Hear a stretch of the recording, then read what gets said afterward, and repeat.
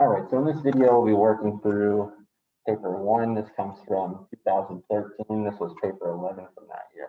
And question 1 reads, which row shows an SI base quantity with its correct unit?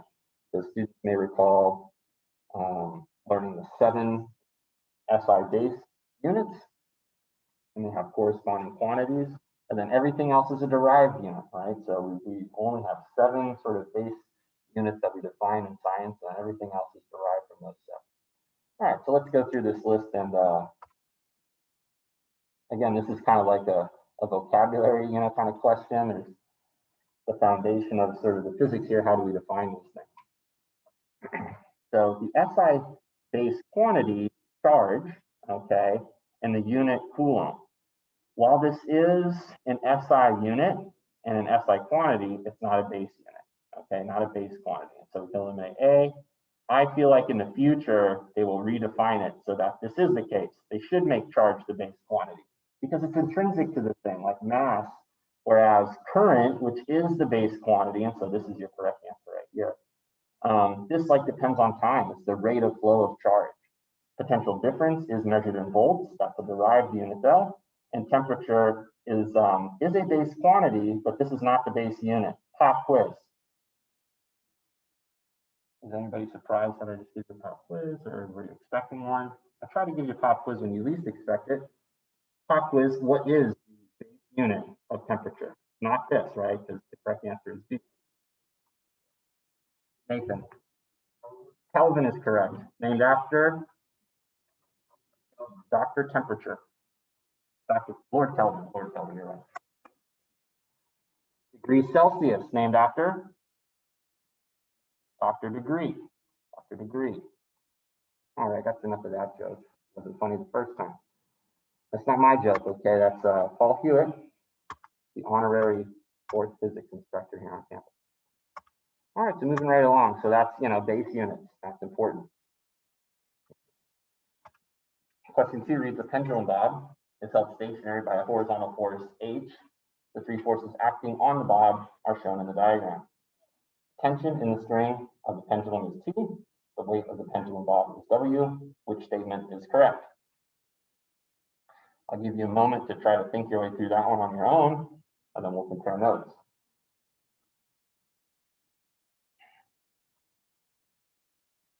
Held stationary means that this thing is in equilibrium. There's no acceleration in any direction, so all these forces are balanced. The ups got to equal the downs, and the lefts got to equal the rights. Because there's clearly a force to the right, this horizontal force, like there's a string maybe, connected to it or something. There's a weight here that always acts straight down, because this force is directed down, and this force is directed to the right.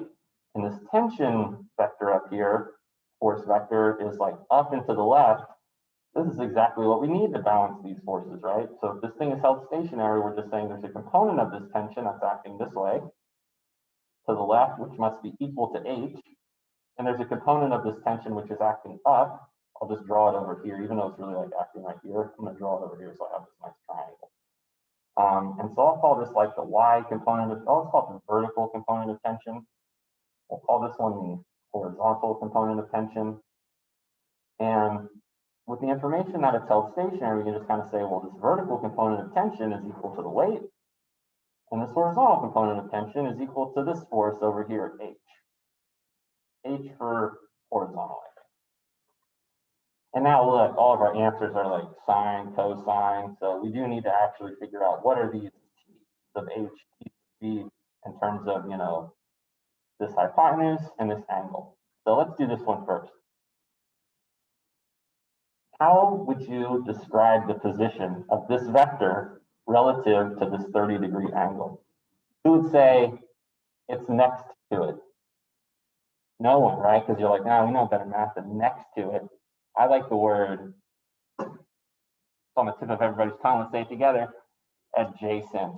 Adjacent. So this side is adjacent to it, and so adjacent, hypotenuse, that's the in SOHCAHTOA, right? So adjacent hypotenuse, and so that's the cosine.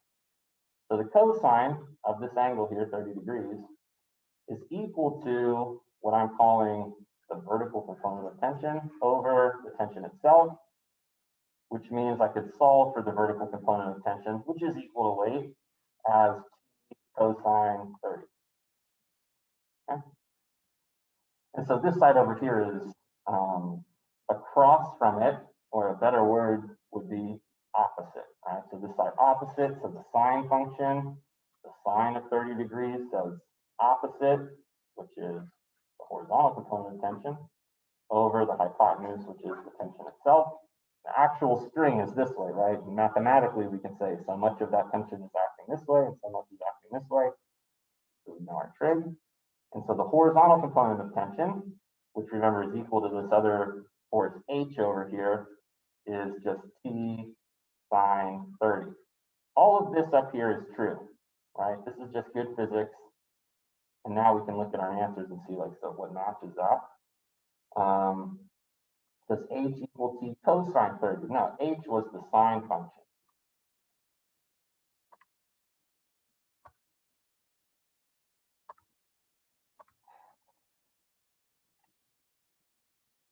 So that's no good. Does the tension here equal H sine 30? No. Remember, tension is like this hypotenuse, and so we're trying to find out which one of these W or H is equal to like the component. So E is no good. Is the weight equal to T cosine 30? Yeah, right. That's what we said here. The vertical component is equal to the weight. So that one looks good. The weight's not. Oh, is it? Yeah, it's the cosine, not sine. It's like, what's the difference between these? So T sine 30, that was the horizontal component. So choice B is correct. Make sure you know how to resolve vectors, right? This is really just about breaking a vector that is not perfectly aligned to the vertical and horizontal axes into those components. And you just got to know SOHCAHTOA, right? Know your trig, draw a triangle, and then look at what you're given and just sort of relate everything to that. I could have drawn the vertical component of tension here, like acting on the object, but then it's like, well, then I'd use like this angle here. I think that's like an alternate interior angle or something, and then you get sort of the same answer. So whatever's your preference.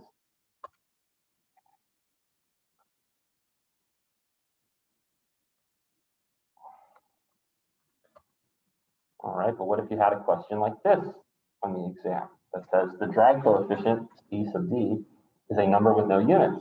It is used to compare the drag on different cars at different speeds, and it is given by the equation there, where F is the drag force on the car, rho is the density of the air, A is the cross-sectional area of the car, and V is the speed of the car. And all of that makes sense that those things would affect the drag force.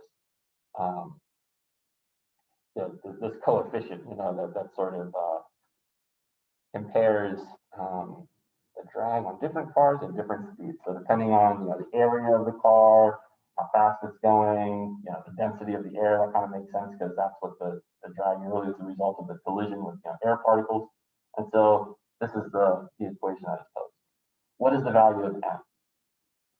So n is the power to which we're raising velocity down here in the denominator. We've got really good eyes, you can see that. Let me try to get more for everybody.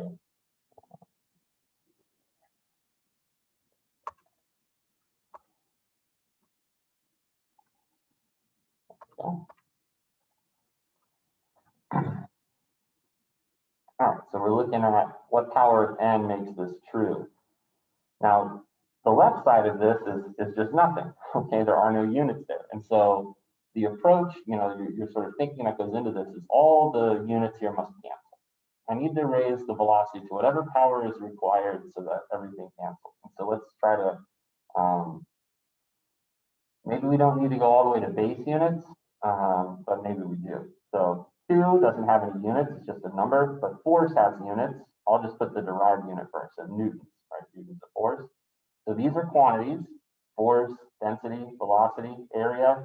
And over here, I'm going to put units. I'll make it very clear that everything over here is units, not quantity. And parentheses sometimes to show that. All right, does anybody know the units of density? So part of this problem study is a review of just sort of not just the question at hand here, which is really about base units, but like, well, yeah, let's remind ourselves, what is density? So density is how much mass per volume. Mass per volume, that's what density is. And so mass measured in, since it's in the denominator here, kilograms of mass per cubic meter of volume, length times width times height. So these are units of density. You can just kind of do it like this. So you have one fraction, like I wouldn't want to go kilograms per cubic meter. You can solve it that way, but then you have to like, you know, recombine. So I'd just rather put the denominator of the denominator back to the numerator from whence it came. Now, meters per second are kind of like, I don't know how many meters and how many seconds, and because it's in the denominator, again, it's like meters per second this way, and I kind of just will put some boxes here to remind myself that whatever number n I solve for goes here, right? Like I'm raising this velocity to some power that I don't know, so it's like, that's a question mark, all right? And then what do I have? An area over here. So an area in the denominator is going to be meters squared, right? Length times width. Let's try to clean this up a bit. So these meters squared, we'll get rid of 2 of those. These are just base units. This isn't a base unit, so let's rewrite this as a Newton. With a meter up here, it's going to be a kilogram. Remember that a Newton is a kilogram meter per second squared, right? That's what the base units of a Newton. F force equals ma, so there's m, there's acceleration. Still got a meter over here in the numerator from this density. And then I've got these, you know, well, wait a minute. Oh no, there's still this kilogram down here. I think we got to cancel that kilogram, right? So that's good. So the kilograms from the density will cancel the kilograms from the force. And so we have meters squared per second squared. And remember, my sort of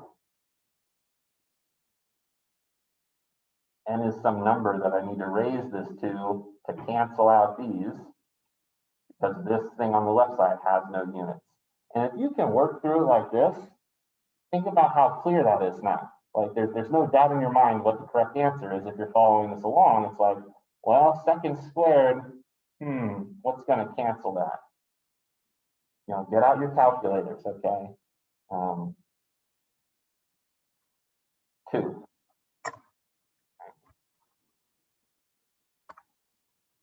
You gotta know all your physics, right? You gotta know what density is, what velocity is, what area is, you know, base units of force. Once you know the physics, the math right there isn't so tough. Just as long as you've got a good strategy of like, you know, keeping track of everything, seeing what's going to cancel. So practice with that. Moving right along. We have here a cathode ray oscilloscope, some kind of an interesting signal here. It's kind of like a heart monitor or something like that. The signal that repeats periodically. And they tell us the screen has 1 centimeter squares and a time base setting of 2 milliseconds per centimeter. We are to determine the frequency of this periodic signal.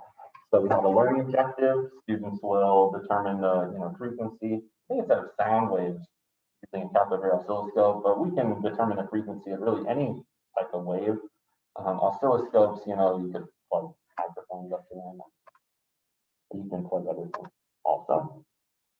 For example, an alternating current, anything that changes very quickly, we can sort of slow it down, right, by displaying it on something that's actually visualizable. We can't see, like the frequency that the electricity, alternating current operates at, 440 hertz, something like that. 440 times a second, the current is changing. Well, that's just too quick for us to observe.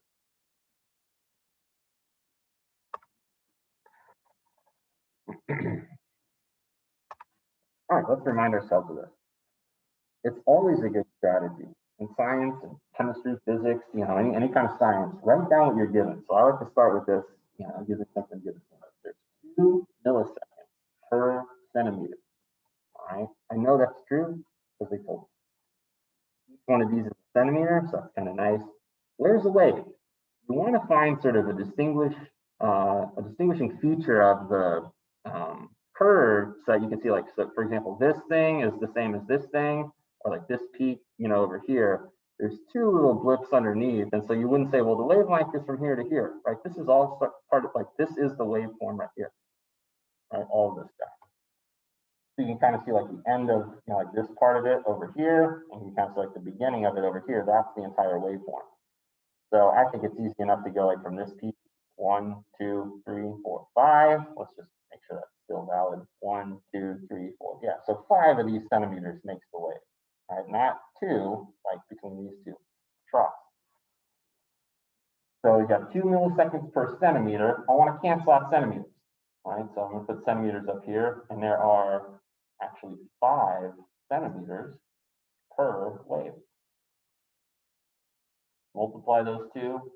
2 times 5 is 10 milliseconds per wave. Does anybody remember what the time per wave is called?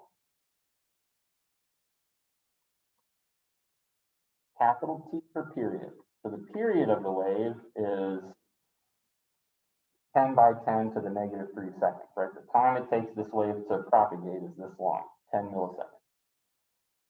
The frequency is just the inverse of that, right? So this is time per wave. This is number of waves per time, per unit time. So 1 divided by 10 times 10 to the negative 3.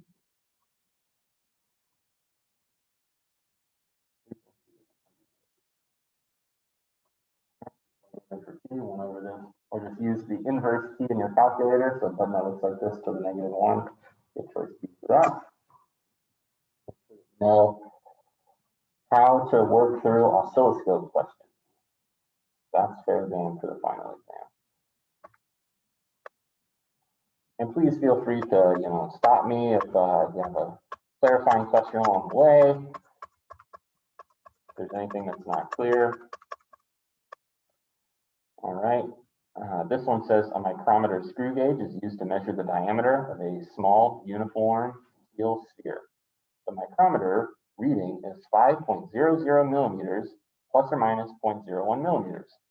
What is the percent uncertainty in a calculation of the volume of the sphere using these values?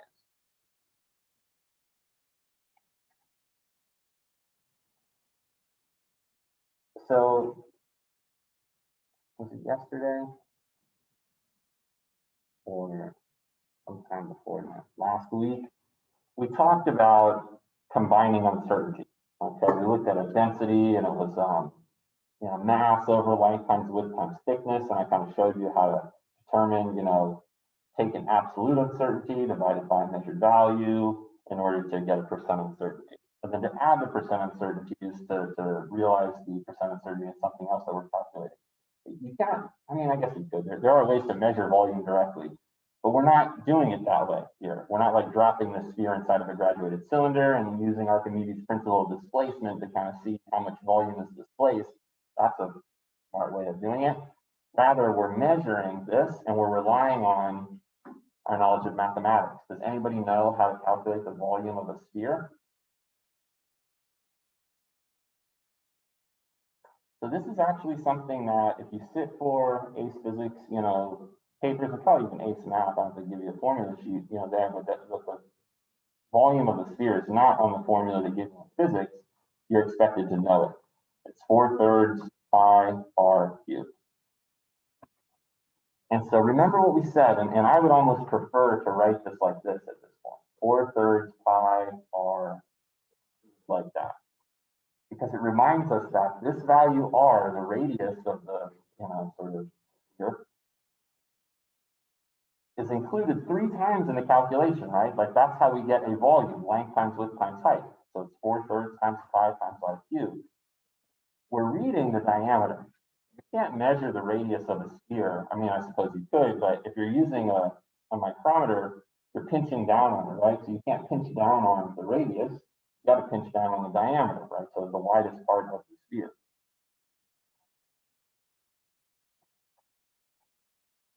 So what we're really measuring is the diameter, but then we take half of it, and so we calculate the radius.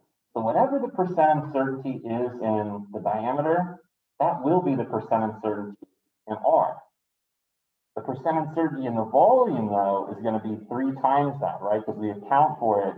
There's uncertainty in this value of R, in this same value of R, and this same one. There's the same amount of percent uncertainty in each one of these. And so you triple it. Anytime you see a quantity like that, it's squared or it's cubed or it's the sum of their power, you have to account for its uncertainty that many times in this case, calculation of the volume. So if I just look at these values, I bet you this will be the percent uncertainty in D, and so this is going to be our answer. Oh wait, no, this is 3 times bigger than that. So you see how these answers are like 3 times bigger than each other? So some students are going to forget to do that. They're going to forget to triple it, and they'll only get like whatever it is, 0.2 or 0.4. The students that do it correctly will know it's like either this answer or this answer, right? But you got to triple whatever it is you get. So how do you get percent uncertainty?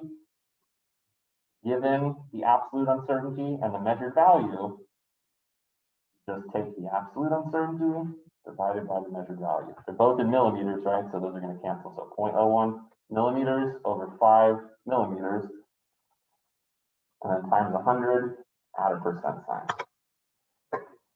Everybody with a calculator knows that 0.01 divided by 5 is 0.2%.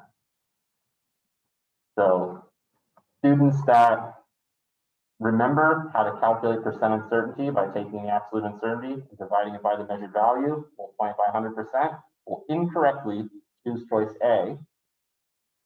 Students that are mindful of, this is the formula to calculate volume, this is my percent uncertainty in the diameter, and therefore the radius, right? Like I could just take whatever this 5 and say, well, then the radius is just 2.5. But it's still plus or minus the same 0.2%. Okay, halving it doesn't like half the uncertainty. I'm not, oh, now I'm more certain I'm, half is uncertain because I've halved the quantity. No, you still have the same amount of percent uncertainty. Now in the volume, because I'm using that quantity 3 times, I've got to say, okay, 0.2 for each value of R, so that's going to be, right, 0.6%. So take care there. It's not enough to just memorize or be familiar enough with the calculations here to say, I know how to calculate percent uncertainty. You must be mindful of the rule of how do we combine percent uncertainty. Anytime we're multiplying or dividing values that we're calculating, we add percent uncertainty. Add the percent uncertainty, just like we did with the density calculation last Friday. Question? One object moves directly from P to R.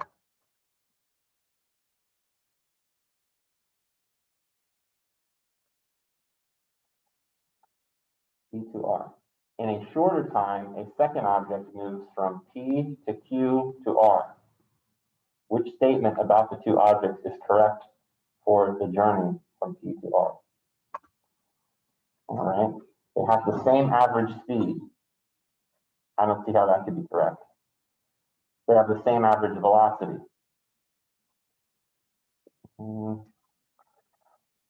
Well, because the second object completed that in less time, I think their displacement is the same, right? The distance from P to R is their displacement. Because the second, object did that more quickly, their velocity would be faster, right? They have the same displacement. Now that's true, right? No way around that. If you start at P, you end at R, that's your displacement, right? Change in position. They don't travel the same distance though, because one took the direct path from P to R as it says here, and the other one goes like this, and so this one traveled more distance, but their displacement is the same. And so this is really just kind of like a vector kind of question. Do you understand the vector nature of displacement? And if you do, then it's pretty clear in your mind. Some questions are that easy, they're just kind of very straightforward, no calculation needed, conceptual question.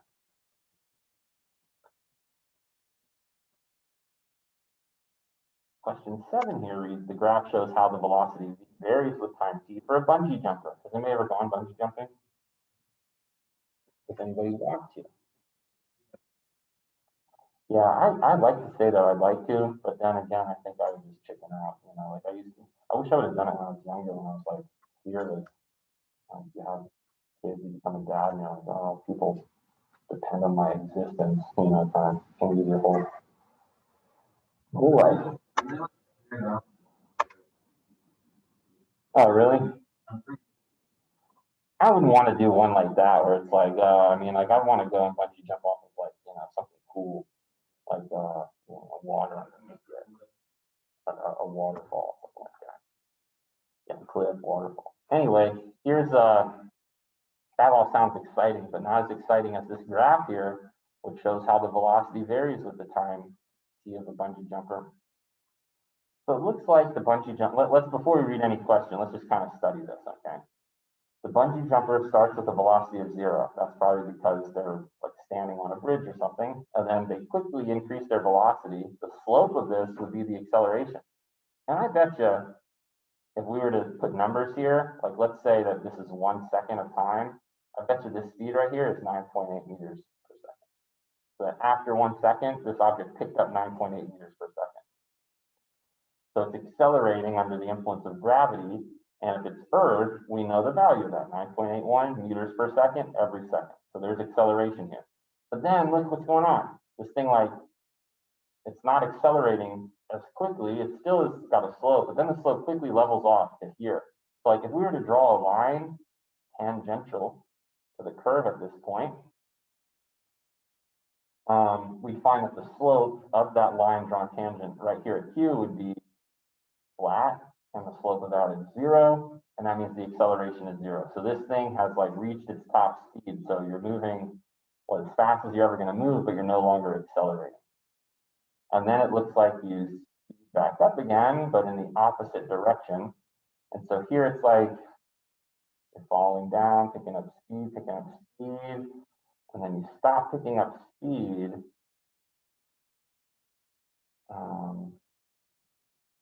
But you're still traveling very fast there. You're just not accelerating anymore. So would this be like when you've reached free fall, or is this like the bungee has started to act on you? I think this is the bungee acting on you, right? But it's slowing you down at like the same rate that set up with. Right, so this one, the bungee is acting, this kind of slows you down to a speed of 0.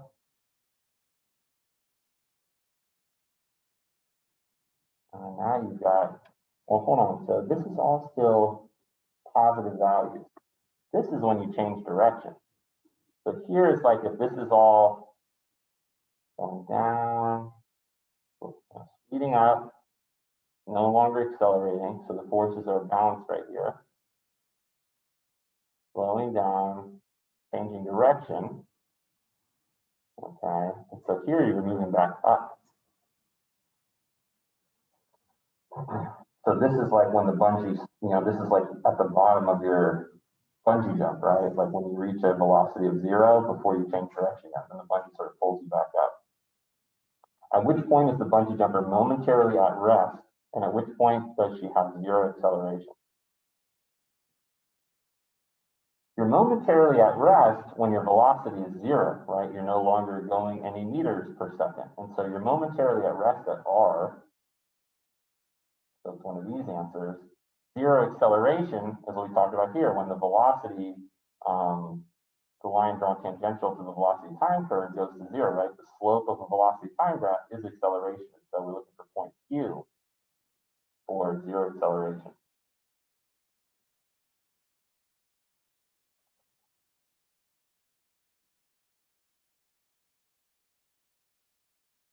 So yeah, I guess this is what's happening between P and Q there.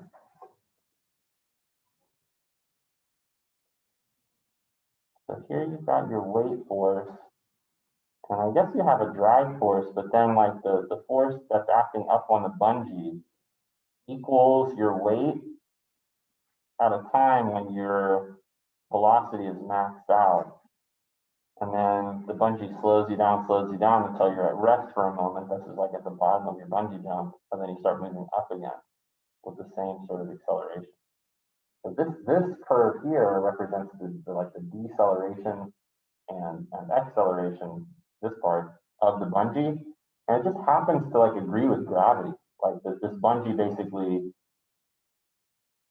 slows you down and accelerates you with like the same rate that gravity does. So you just maybe design the bungee that way. That's kind of interesting.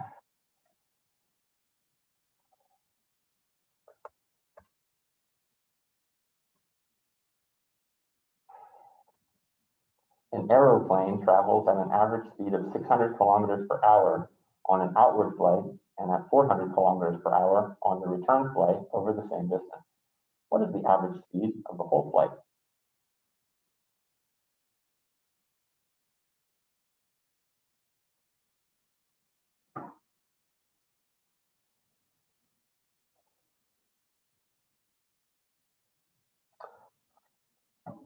I think naively you could choose choice B, because you would just say, oh, well, 600 and 400, it's the average, so you average those. But again, that's incorrect. Can anybody sort of, even if you don't know the path to the solution, can anybody kind of like see why this would be incorrect to just average these two numbers as the answer to this?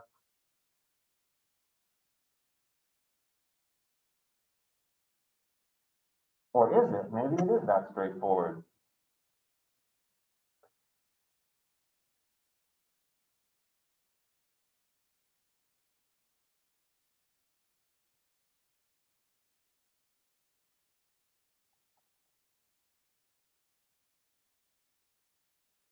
You go 600 kilometers an hour on the way there.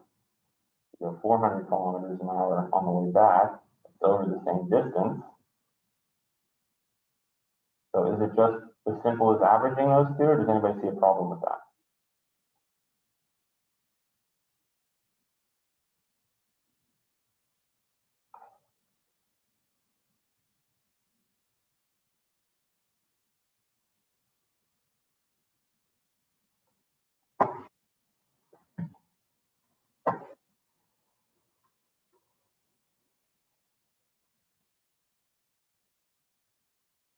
What if we said we had to go 400 kilometers? Let's just assign this as our distance. Okay, let's crunch some numbers here and see if this doesn't make it a bit more clear. If we go 600 kilometers an hour and we have to go 1,200 kilometers, it's going to take us 2 hours, right, to go there. Now on the way back, we're going slower. Okay, we have to still go the same 1,200. This is like T1. We have to go the same distance, okay, because they tell us that. But this time, it's going to take us 3 hours. What's the average speed over the whole flight? Well, speed is just distance divided by time. The whole flight was a distance of 2,400 kilometers, the way that we've assigned it. I just chose a nice little common factor of these, 4 and 6. I'm going to be nice and easy to get nice round numbers. But it took us 5 hours total, right? It took us 2 hours there, 3 hours on the way back. What's 2,400 divided by 5? What's this? And so it is too simple to just take the velocities and average them. You really do have to sort of do a more involved calculation with that. And you could have chosen any distance if you want to solve it this way. I'm sure there's a way to solve it without assigning values to sort of in the equations in mind. But no, they don't tell me what the distance is. They just say it's the same distance. And so I guess you just like to set them equal to each other or something like that. All right.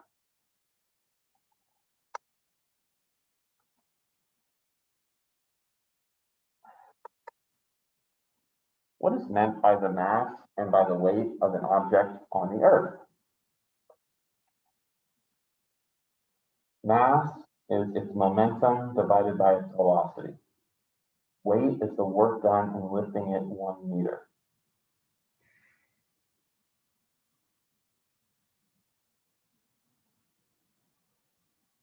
Mass, the gravitational force on it. Weight, the property that resists this acceleration.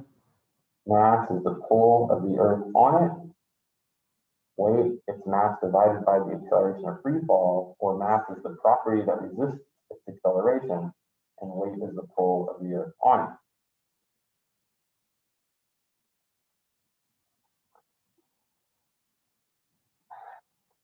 If you think about Newton's second law, F equals ma, then this is like inertial mass, okay? A property that resists its acceleration.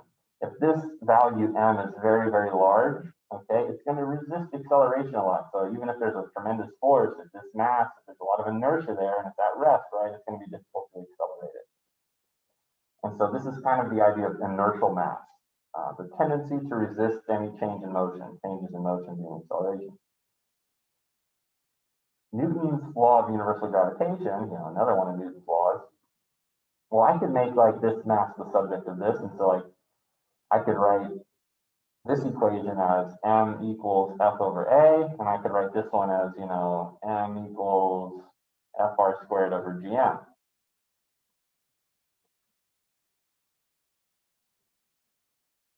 So this is called gravitational mass. Okay, it's mass in terms of gravity. This is called inertial mass.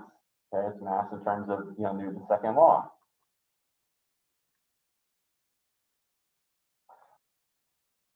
And you might say, if I've got planet Earth, capital M, and I've got some smaller mass here, some distance above Earth's surface, and let's say it's a pretty big mass itself, it's like a giant boulder or something like that, or even a mountain. Okay, well, let's make it a boulder at the top of the mountain. You've got two things that are competing here. You've got one, it's got gravitational mass, and because it's a giant boulder, right, there's a lot of force of gravity, and so that's going to want to accelerate it, sort of down to this planet Earth down here, right? And so this gravitational mass is kind of like attracting it down because it's a lot of mass. But it also has a lot of tendency to resist any change in motion, okay, because it's very massive. It has a lot of inertia also. And so those two things kind of like perfectly cancel out, and such that it doesn't matter how massive something is, it falls to Earth at the same rate. Galileo realized that, hundreds of years ago. One of his students said, well, what if you drop the feather in a hammer? Those won't fall to Earth at the same rate. And Galileo just kind of thought about it and said, well, that's because there's air here on Earth, and the feather, just sort of has a drag force, like we talked about earlier, right? There's a drag force of air. But Galileo hypothesized that if you went to the moon and dropped a feather and a hammer on the moon, they would indeed fall at the same rate. And sure enough, Apollo astronauts went and completed that experiment, and they dropped, a falcon feather and a hammer on the moon, and sure enough, they fell at the same rate. This idea here, Einstein would sort of take and say, well, there's no difference between inertial mass and gravitational mass. That's called Einstein's principle of equivalence. And when Einstein realized it, he called it the happiest thought of his life. The happiest thought of Einstein's life, when he realized that like these equations for mass are really kind of the same. And it's, it gets a little bit more involved than that, and pretty well beyond the scope of this course. And so I like choice B, just based on that lengthy explanation. While you could kind of go through and say like, well, these like sound correct, like the equation for momentum is P equals mv. You could say, well, mass is just, momentum divided by velocity. And it is true that, like weight equals mg, okay, and work, so this is weight, mg, this is work, is force times displacement.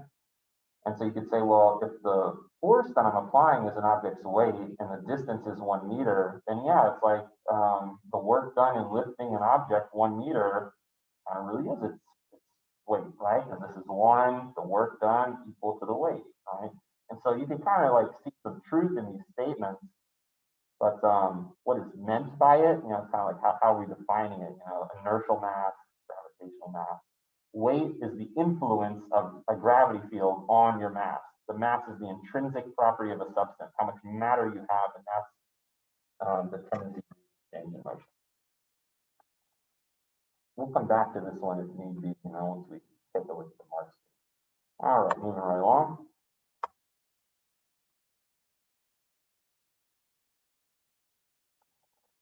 It says an astronaut of mass m in a spacecraft experiences a gravitational force F equals mg when stationary on the launch pad.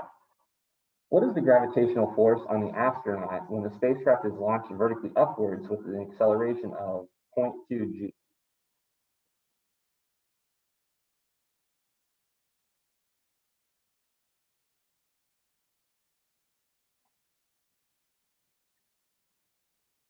I'm not really sure about this one.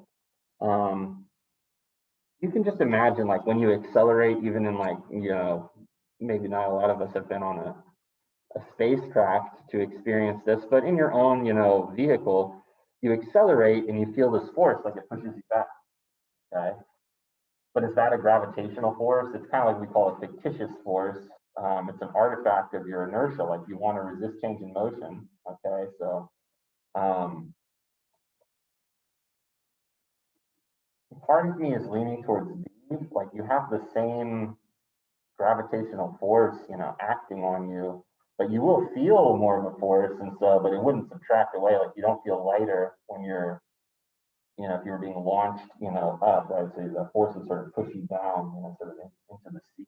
If you were falling, then this would be sort of the case, right? Where you would feel that way, but still, it's like it's just a vocab thing where it's like, oh, well, the gravitational force, is still this. You're still the same mass. You're still under the influence of gravity.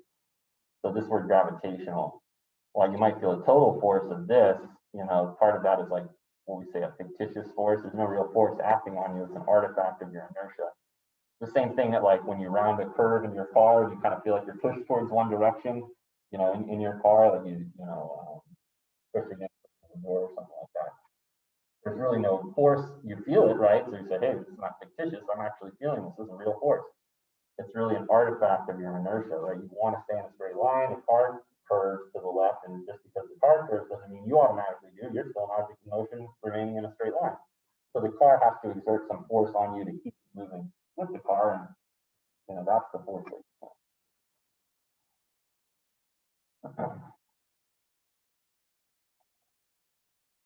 Well, I'm not so sure about that. I think either A or B. I'm leaning towards B right now.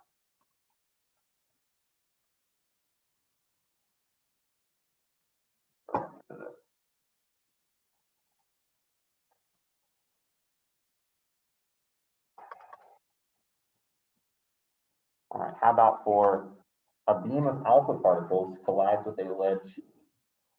Each alpha particle in the beam has a mass of 6.6 by 10 to the negative 27 kilograms and a speed of 1.5 by 10 to the 7 meters per second. 5 by 10 to the 4 alpha particles per second collide with an area of 1 centimeter squared of lead. Almost all of the alpha particles are absorbed by the lead so that they have zero speed after collision. What is an estimate of the average pressure exerted on the lead by the alpha particles?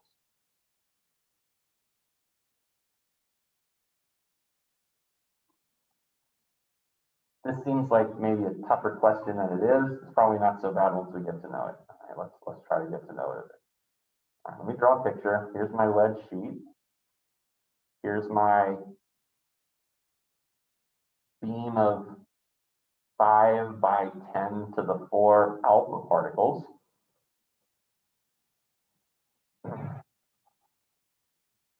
And it's asking about pressure.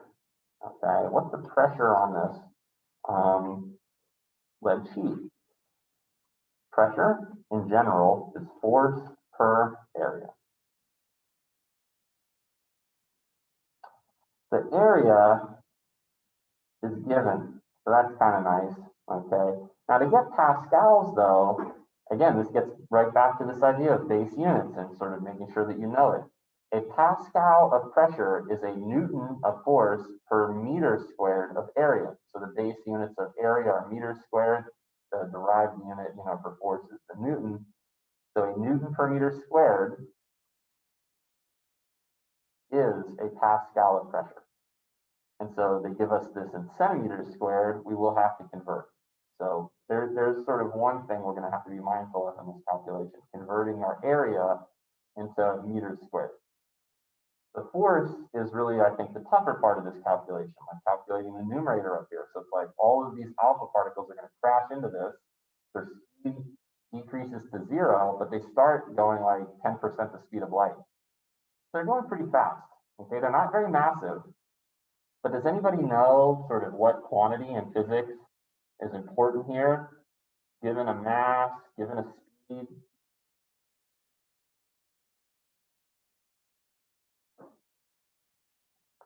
Let's jog our memory here. Force is the rate of change of momentum. This is the best way to think about what force is.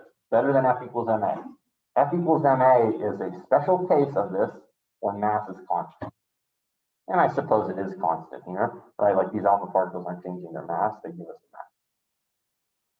But it's changing its momentum. That's the key, right? So these alpha particles, these 5 × 10⁴ alpha particles, all have a mass of 6.6 × 10⁻⁻⁷ kilograms, and they're moving at a velocity of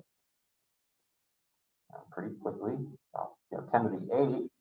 3 × 10⁸ is the speed of light, so it's like 10% the speed of light. They're going pretty quickly.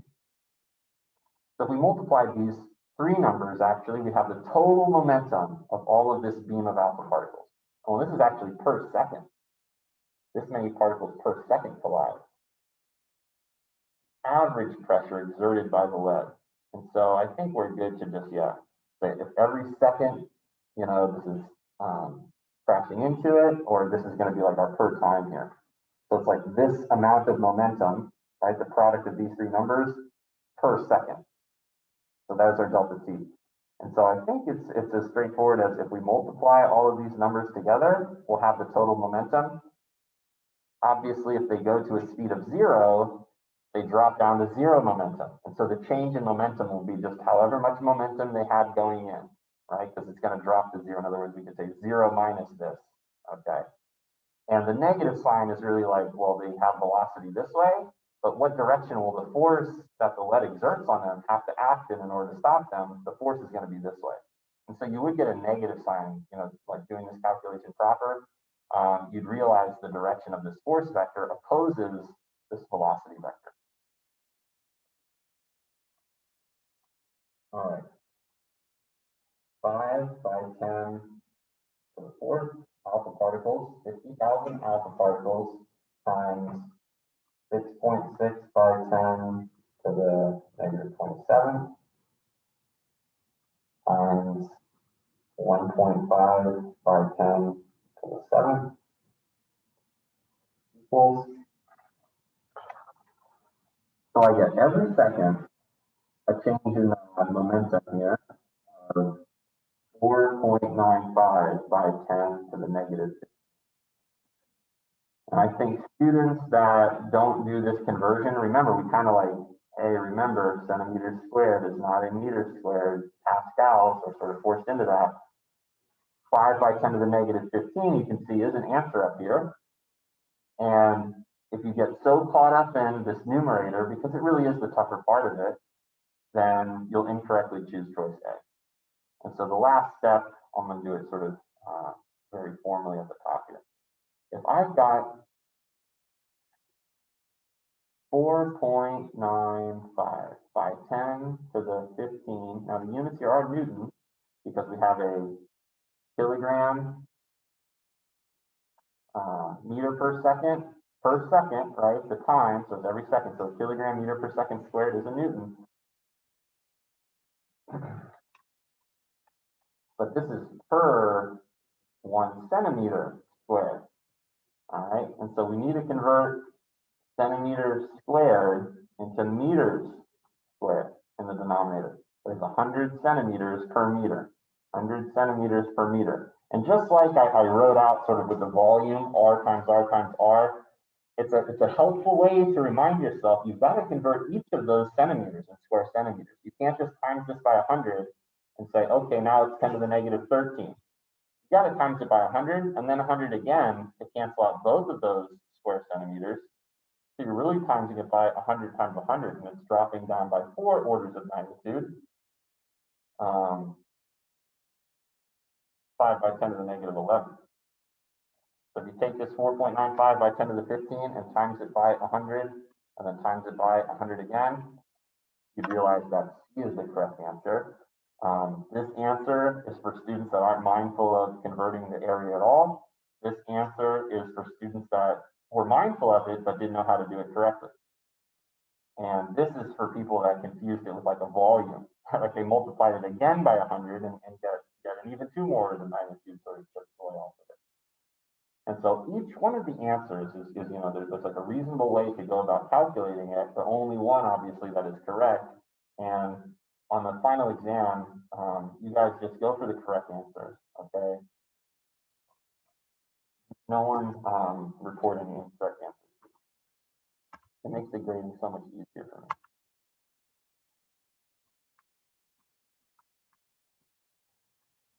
An object is in air is thrown upwards and towards the left. Okay?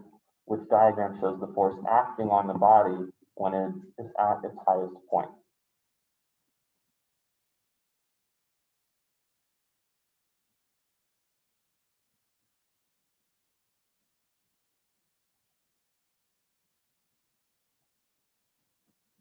Anybody have a idea on this one?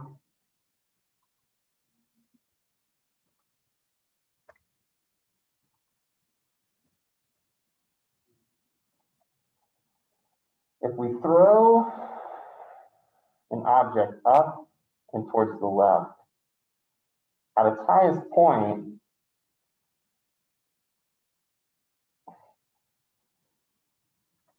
air kind of matters here. So you'd say, or does it?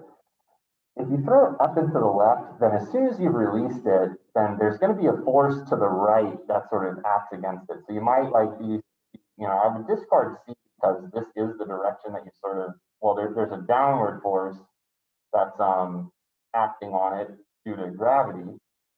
And that's included in like, you know, C and A, right? We get that downward force. And so there's the force of gravity that's sort of always there, right? An object in air, well, the air around the planet Earth creating a gravity field, so down makes sense. Air does exert a force, as we've talked about. We've seen a few examples where the drag force is important. So they tell us this in air for a reason. They want us to be mindful of the drag force that's acting on it. But at its highest point, okay, so the object is like thrown this way, it takes a trajectory like that, you know, it's going to fall back down. At its highest point, is there a force, you know, so if there's initially a force that was up and to the left, does it still have a force acting on it to the left? It has a velocity vector to the left, right?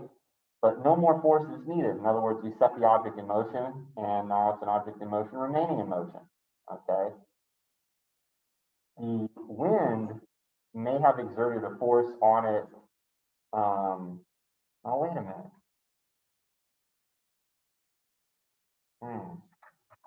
At first, I was leaning towards A because I was thinking, oh, well, at the top of its flight, you know, it sort of slowed down to a stop. But because it has sort of momentum in this direction, it's still crashing through the air this way. It certainly has weight. So because it still has a velocity vector this way, we're asked about forces. The air is indeed, I think, still exerting a force in that direction on it at the top of its flight. And so this agrees with choice B. Yeah, so another one that's kind of a little bit trickier. You know, upon first inspection, I was kind of leaning towards A, thinking, oh, well, even though it's in air, it's at the top of its flight, you know, but the more that I think about it, the more I'm kind of leaning towards B, that because we threw it to the left, crashing through the air, it still has that velocity vector going to the left, which means that the drag force, you know, the force due to this air is going to be still affecting it this way. So I like D now. I'm gonna go with D. But we know, like, if we look at the answer and say, oh, it was A, then we say, okay, well, all of that was just sort of, you know, not a good way to think about it. So I feel pretty good about D.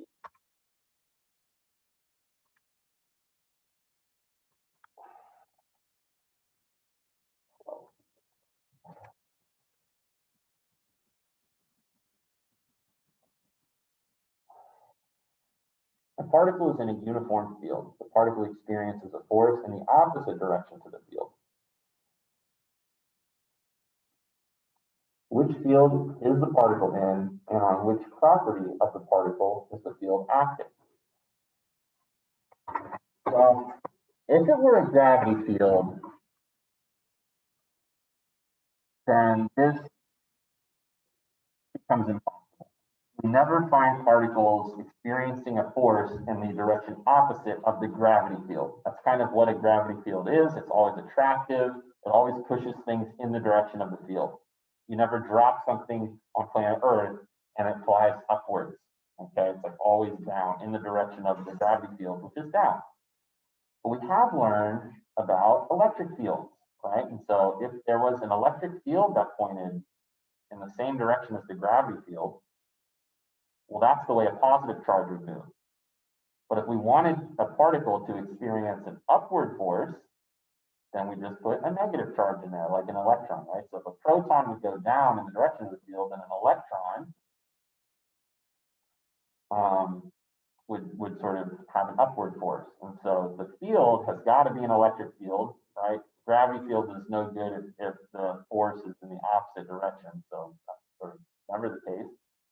And it's acting on the object's charge, right? So because an electric field is really defined as the force per charge. So this electric field exerts a force on the charge because that's what an electric field is. And again, because charge is like intrinsic to this thing, like electrons have a certain charge, it makes a lot more sense to me to make the Coulomb the SI base unit. And then, so instead of the way we do it now, it's like charge equals current times time. So the Coulomb of charge is equal to an amp second. An amp is a base unit, a second is a base unit, but it really should be a Coulomb, you know, in my opinion. And I think they will change that. I don't know how long in the future it will take, but it just makes a little bit more sense to charge the base unit. And it's really because of the way we define an amp is like impossible to do in a laboratory. I think they did this because these measurements are hard to, you know, get really accurate measurements of charge maybe when they first defined it, but current was a little bit more within reach. Like, you know, but it's kind of like if you have wires of infinite length separated by a meter, then a current, you know, then they sort of define the amp that way with infinitely long wires, which is kind of hard to achieve in a laboratory. Okay.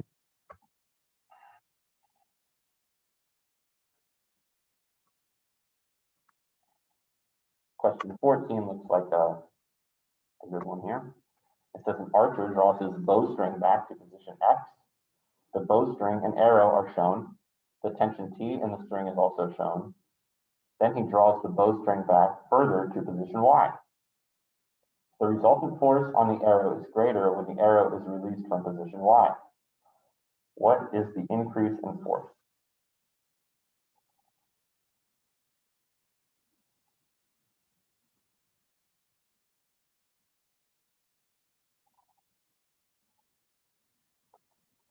Okay, so if you have a tension vector like this, then there's a component of the tension vector that's like pushing the arrow this way, right? The direction it's going to move. And then there's a component that's like going up, and that I think balances like the tension sort of down here. And so I think if we resolve this 100 Newton tension vector to get the X component, and so that's going to be adjacent to the 65-degree angle, the cosine of 65 degrees is equal to this side adjacent force, right? Like that side is really the force that's being propelling the arrow, the thing we're solving for, over the hypotenuse 100. Okay, then we sort of know half of the force acting on this because there's also this tension. So if we just sort of take this and say, well, force is going to be 100 times the cosine of 65 for each one of these strings, then we just sort of double it, and we know the total force here. Do the same calculation over here, and then subtract the two, and we get the sort of how much greater it is over here. There's perhaps a more elegant path to the solution that, like, you know, does something with the angles or something, and it doesn't require this sort of full-blown calculation, but it's good practice. Cosine of 65 times 100 is 42 newtons. And so if we double that, remember, because we have sort of each string providing that much tension, then I'm getting 84.5 newtons of force on this setup. Over here, it's a very similar calculation, but now it's the cosine of 55 degrees times 120 newtons. So there's a component of, sort of force acting this way now.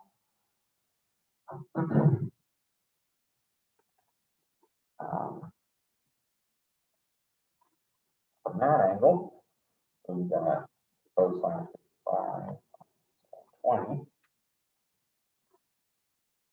And then times 2. And so this actually gives us 137.7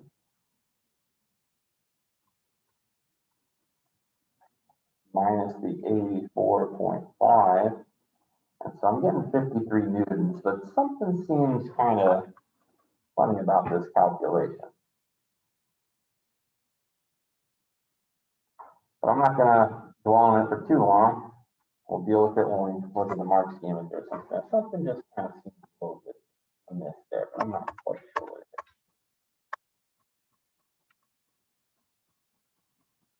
is. I'd say 14 though.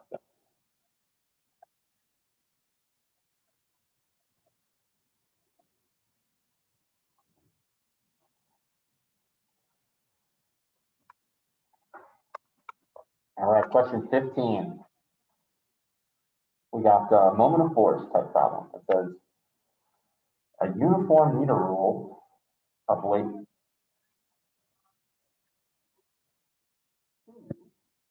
is pivoted at the 60 centimeter mark. A 4 Newton weight is suspended from one end, causing the rule to rotate about the pivot.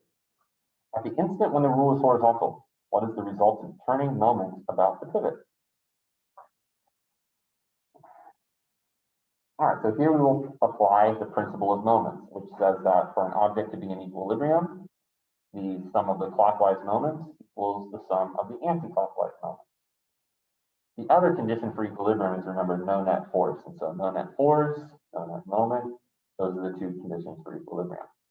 So the instant when the rule is horizontal, right, this thing is going to keep sort of going this way, but the instant when it's horizontal, then we could say, well, all of the weight of this uniform meter rule, which can be thought to act at the 50 centimeter mark, is just like going straight down like this. And so the pivot is here at the 60 centimeter mark, but we have a 2 Newton rule, and we can assume that all of the weight of this rule is acting right there, 0.1 meters away from this pivot, right? And so this would make the ruler go this way, and that is anti-clockwise. So here I have an anti-clockwise moment.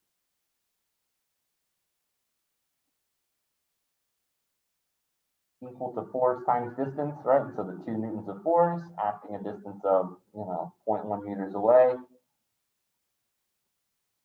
0.2 Newton meters. The weight over here would make it go, sort of this way, right? And so this is anti-clockwise, this is clockwise. And so I have a clockwise moment from the weight.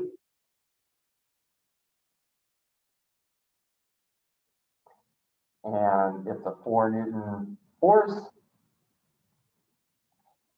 And it's like it's all the way at the end, okay? And so that's 0.4 meters away, right? Because it's pivoted at the 60 centimeter mark, so it's 0.4 meters away from the pivot there. So 4 newtons times 0.4 meters gives me 1.6 Newton meters. And so note how that's an answer C. Well, that's just the actual moment from this, but there's an anti-clockwise moment, counteracting it. And so that means we're going to subtract that. Right? So there's that much less sort of moment acting on it because it's in the anti-clockwise direction. So we get 1.4 Newton meters, which is choice C, which is the correct answer. You don't add it, okay, because they're going in opposite direction. So this would be like if you mistakenly added them. This is if you forget to, deal with the other moment, the weight of the ruler itself, which provides the moment. And this is if you just sort of misinterpret the question and you think it's conceptual and you go, oh, it's in equilibrium, and so the ups equal the downs and there is no resultant, Well, they're telling you that they put this weight on it and it's going to rotate. So they're saying, like, at the moment when it's horizontal, there is a net moment of this, which means what happens when there's a net moment? Things spin, they rotate. So this thing is going to continue sort of going this way. So it's it's not like it's held stationary or it tells you anything like this thing is in equilibrium. It's just saying they solve at that moment when, this thing, stays horizontal. But a moment later, it's gonna, because this force wins, right? That's the direction of acceleration.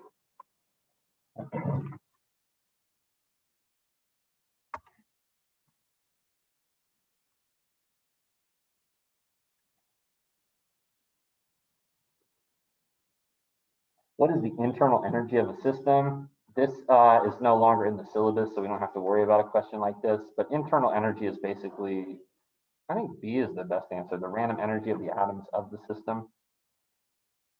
Total kinetic energy of the system, like the average kinetic energy of all the particles in something is its temperature, and that's kind of what we mean, like the internal energy, like there's energy inside of something based on temperature and things like that. So I think B is the answer that you'd want for this, but again, they sort of remove this from the syllabus now. No questions like that.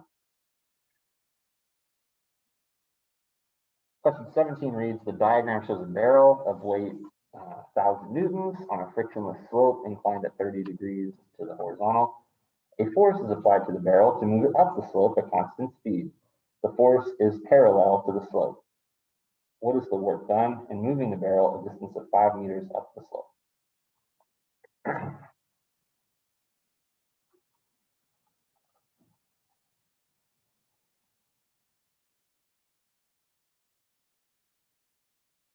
So here, I think a good strategy is to just sort of work equals force times displacement. They give us the displacement, right? 5 meters up the slope here. The weight of this thing is given, but that's not the force. If you recall, the full form of this equation is this, right? Where if the force is going this way, but the weight is going straight down, then it's only the component of the force that's sort of in the direction of displacement. And so you have to, exert the force this way. Some of the weight of this thing is going into the ramp. That sort of just like keeps it pushed down. Some of the weight is going, sort of down the ramp, and that's the force that needs to be overcome. All right. So if this angle here is 30, then that angle there is 30, and it is the sine, okay, that is opposite. So you might say, well, wait a minute, this is the cosine, all right? And it's the cosine of the angle theta, which is the smallest angle between these vectors, all right?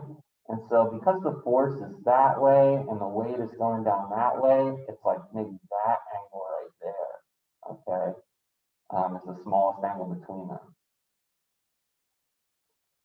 So this is kind of like if you've got, if you're pulling up on something with a force, but it's moving this way, well, then the smallest angle between the force and the displacement is like that angle, not this one, okay?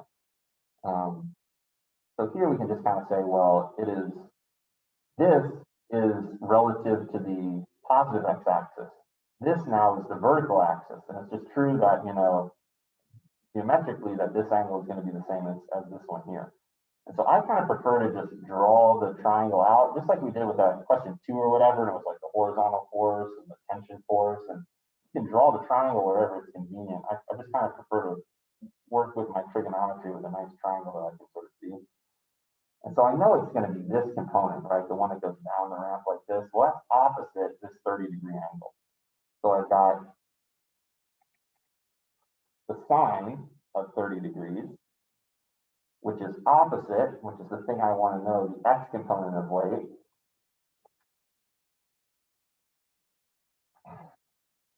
over the total weight, which was given, 1 by 10 to the 3, right? That's the hypotenuse, the one that goes straight down. So there's my hypotenuse, there's my component going into the ramp, that's the one I'm solving for, okay? And it's opposite the 30-degree angle. And I've got the x component of weight. Sine of 30 is still a half, so I get half of that, so that's 500. So I have to exert 500 newtons of force in order to push this, barrel up the ramp here. And if I'm displacing it 5 meters, then the work done is the force 500 times the displacement 5 meters, so that's 2,500 Newton meters is joules. 2.5 by 10 to the 3, choice A.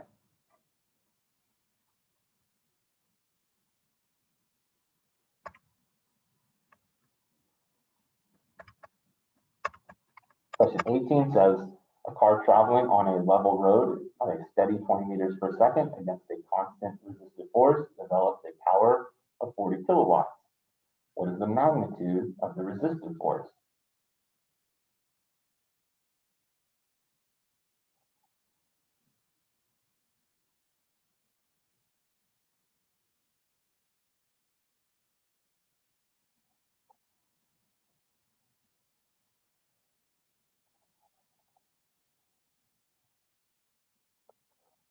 I think it's as straightforward as saying power is force times velocity. Remember that power is work over time, but work is force times displacement, as we just saw, and so displacement over time is velocity.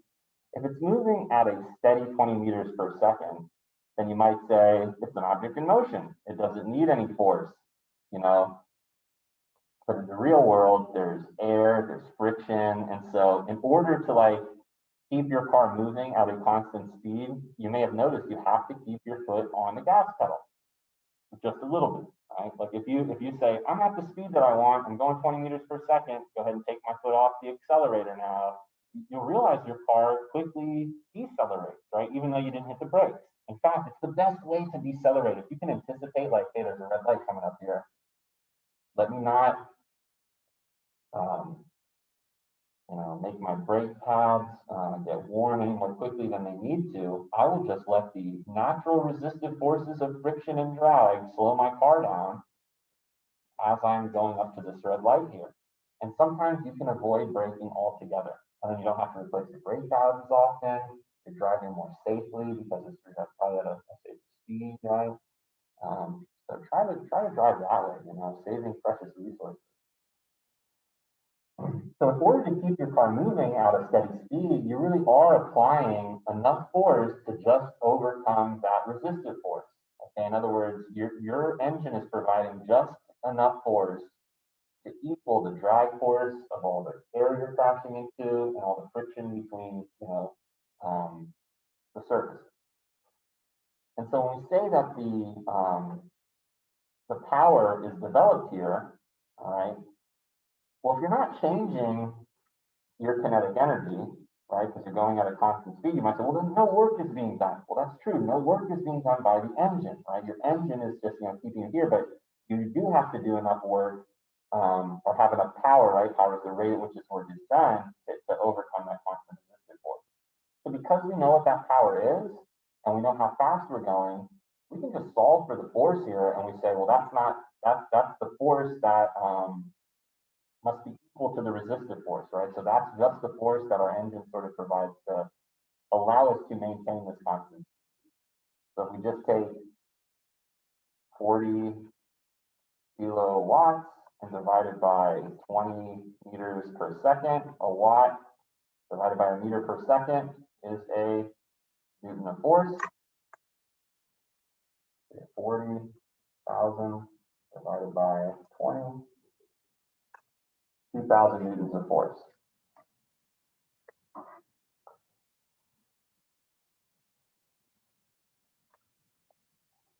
Good. The next one reads, a turbine at a hydroelectric power station is situated 30 meters below the level of the surface of a large lake. The water passes through the turbine at a rate of 340 cubic meters per minute. The overall efficiency of the turbine and generator system is 90%. What is the output power of the power station? They're even friendly enough to give you the density of water there. All right, so remember what efficiency is. Efficiency tells us the useful power out over the total power in. What is the output power of the power station?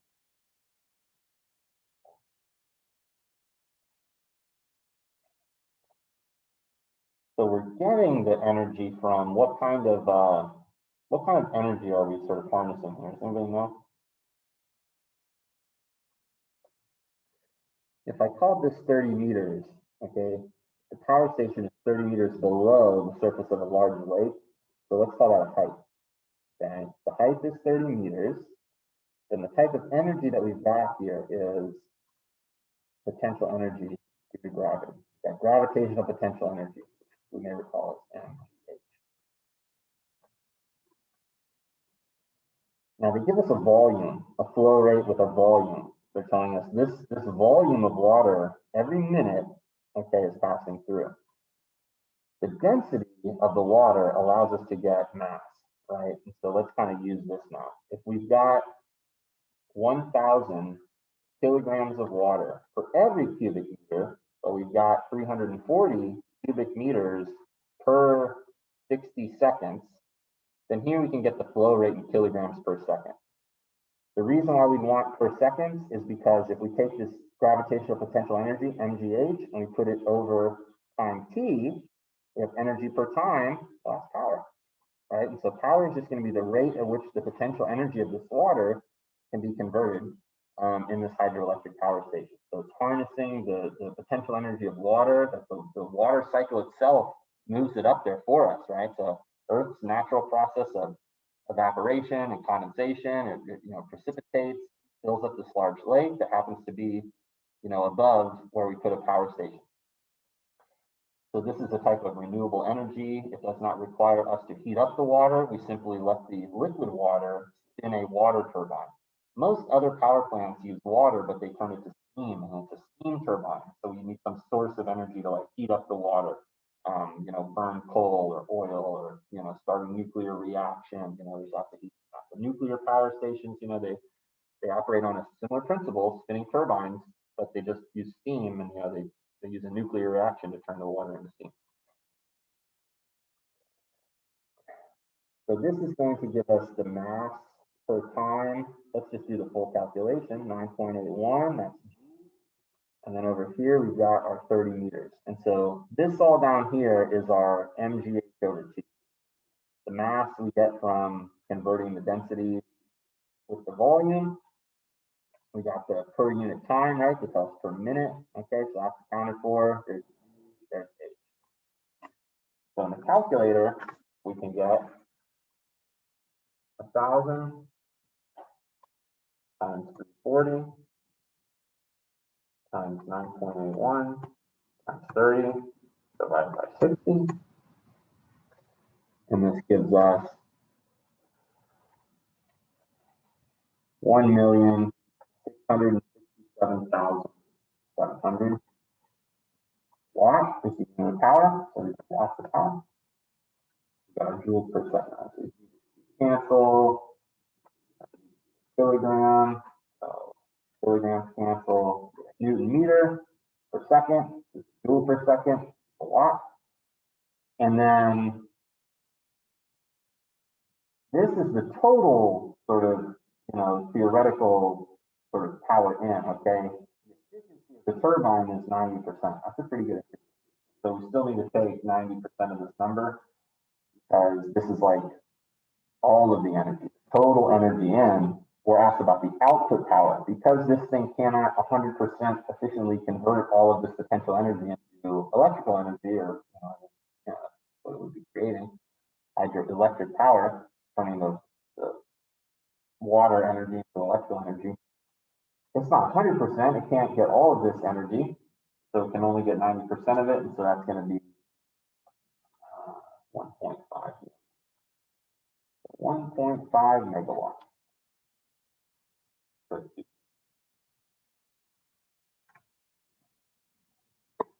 Get 1.5 by 10 to the 6. You got to remember that 10 to the 6 is mega. I think all of your answers are sort of in those units. All right, we're almost halfway through. We will be after this question. Oh, great. Below are 4 short paragraphs describing the molecules in a beaker of water at 50 degrees Celsius. I think this is another one that's no longer in the syllabus here, but for completion's sake, we'll have a read through it. Remember, this is from 2013, and they update the syllabus every couple of years. Certain things they remove, other things they add. The molecule, okay, so we have some water molecules and some water at 50 degrees.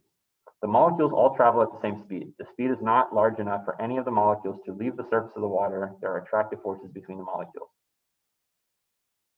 Most of that sounds good, but I don't like they're all traveling at the same speed. Remember that the temperature is the average kinetic energy of those molecules. And so on average, you know, we can sort of say, oh, well, the faster they're moving on average, the hotter it is, right? That's really what temperature is. It's like how fast the molecules are moving around. The molecules have a range of speeds. So that sounds a little bit better than the first sentence of the last one. Some molecules travel sufficiently fast to leave the surface of the water. There are no forces between the molecules. Whew. So I liked it up until there are no forces between the molecules. What's up with the intermolecular forces we learned about in chemistry? What's up with some van der Waals interactions, hydrogen bonding, especially with water? Come on, these are hydrogen bonding. The molecules have a range of speeds, okay, like that. The fastest molecules are unable to leave the surface of the water. There are attractive forces between the molecules, okay? The molecules have a range of speeds. Some molecules travel sufficiently fast to leave the surface of the water. There are attractive forces between the molecules. Allie. So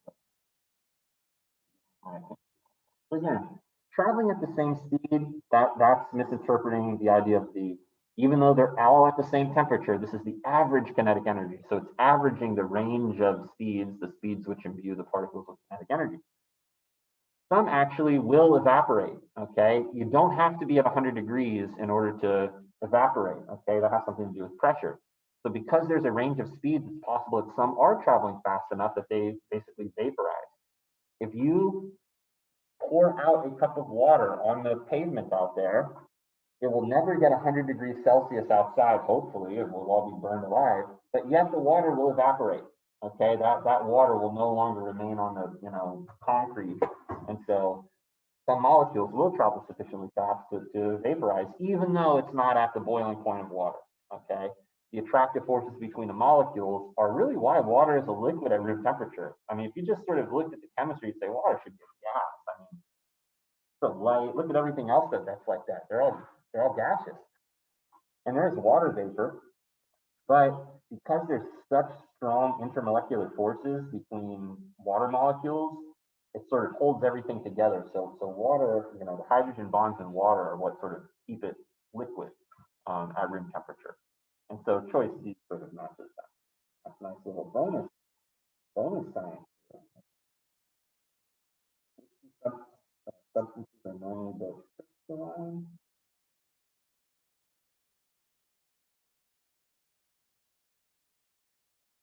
So I think glass and diamond for that. That's another one that we won't really concern ourselves too much with.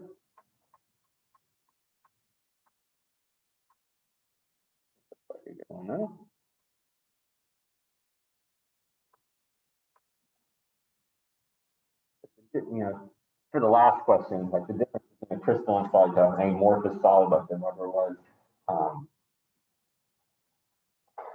Water in a bath varies in depth from 20 centimeters at the shallow end to 30 centimeters at the end with the plug.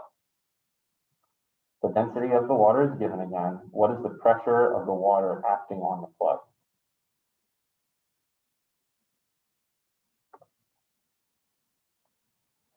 So here you actually do get an equation for hydrostatic pressure.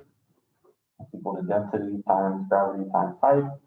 And so the plug here would feel, you know, 30 centimeters of sort of, you know, height above this point.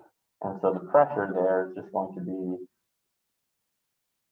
the density, 1,000 kilograms per cubic meter.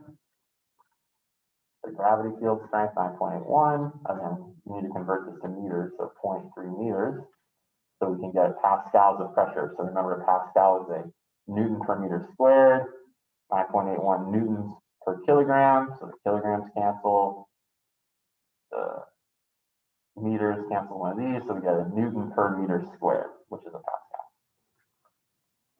So 1,000, 9.81 times 0.3, 2943. So 2940 pascals makes sense. The calculator value is this. And so, and round it to significant digits towards the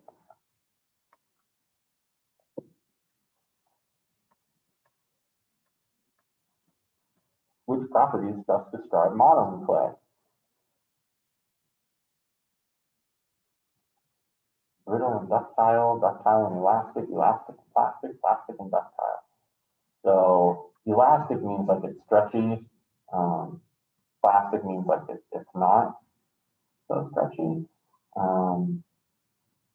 Like an elastic deformation, a plastic deformation. Another question, which is no longer in the syllabus, these learning objectives about the properties, ductility, brittleness. So we'll move on to question 24, which says a steel spring has a spring constant of 150 newtons per meter. When a 25 newton weight is hung from the spring, it has a stretch length of 55 centimeters. What was the original length of the spring?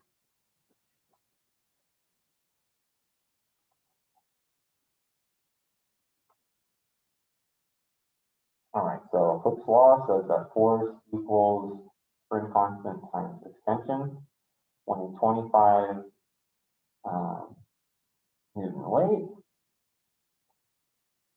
is hung from the spring, it has a stretched length of 55 centimeters. What was the original length of the spring? So if we solve for the extension and we know what the stretched length is, then we could just, subtract them, right? So we got 25 newton force. We got a spring constant of 150 newtons per meter, and we want to know what the extension is. So if we divide each side by 150, 1 meter. I'll show that. Divide each side by 150, and then we get the extension x equal to 0.16 meters. If the stretch length is 55, okay, but the extension was only 0.16, let's make this 17 centimeters, okay. How long was it originally? If it stretched out to 55 and 17 centimeters is how much longer it became, right? The extension. 5, okay. So 38 centimeters or 0.38 meters. If it started out 38 centimeters long and it extends 17 centimeters, then the stretched length would be 55. And just kind of like talk your way back through it again, make sure everything sounds reasonable. And you might catch a mistake if, something deeper than this. So I like choice A for 24. Question 25, looks like we finally got ourselves into some wave physics here. It says the diagram shows a sketch of a wave pattern over a short period of time. What description of this wave is correct? The wave is longitudinal, has a wavelength of 20 centimeters, and is stationary. The wave is transverse, has a wavelength of 20 centimeters and is stationary. Transverse, wavelength, progressive, and so on. So they give us some sort of different terminology here, and we have to kind of look at it. So right away, we should recognize nodes and antinodes, which are stationary waves, okay? The particles are oscillating up and down, but the wave is propagating left to right. Like, so some wave went out, and then it interfered, it came back, and we see like all of the destructive interference, the nodes, find all of the constructive interference, the antinodes. And so it's not a longitudinal wave, okay? It's got to be transverse because the particles are moving up and down, and the direction of energy transfer is left and right. So that's a transverse wave. And so we can eliminate choice A because of this word longitudinal can't be right. We can eliminate choice C because this word progressive can't be right. And so it really comes down to calculating the wavelength here, and it's either going to be 20 centimeters or it's going to be 40. So from here to here, that's half a wave. So there's one wave, 1.5, 2, 2.5 waves. 1 meter per 2.5 waves.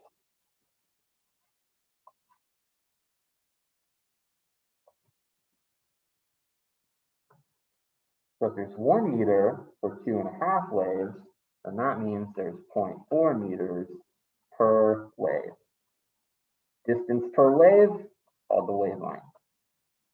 0.4 meters is 40 centimeters, and so choice E. That's a good answer there.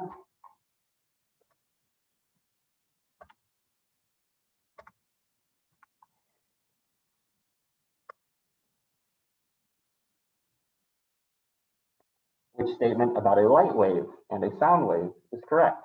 Both can be polarized. Only light can be polarized. Sound is a longitudinal wave, so you can't sort of polarize a longitudinal wave. Both can travel through free space. Sound needs a medium to propagate through. Light can travel through free space, but sound, we need particles to just, it's a pressure variation, and so pressure, requires sort of particles to be crashing into each other. So A and B are not right. Both have a frequency inversely proportional to their wavelength. Both have an intensity proportional to their amplitude. The reason why C is correct is because of the sort of velocity equation. And so if the velocity stays constant, then these things have to be inversely related, right? So like light is a good example. The speed of light is definitely constant. We use the letter C as constant. And so to keep the speed of light constant, if we have long wavelength light, they're very low frequency, right? But if we have short wavelength light, like gamma rays, they're very high frequency. So these things are inversely related. Intensity is proportional not to amplitude, but to amplitude squared. So they'd be a little squared up there for D to be correct. Remember that it's the square of the amplitude, which is proportional to intensity, not just direct proportionality. So choice is the best answer for 26.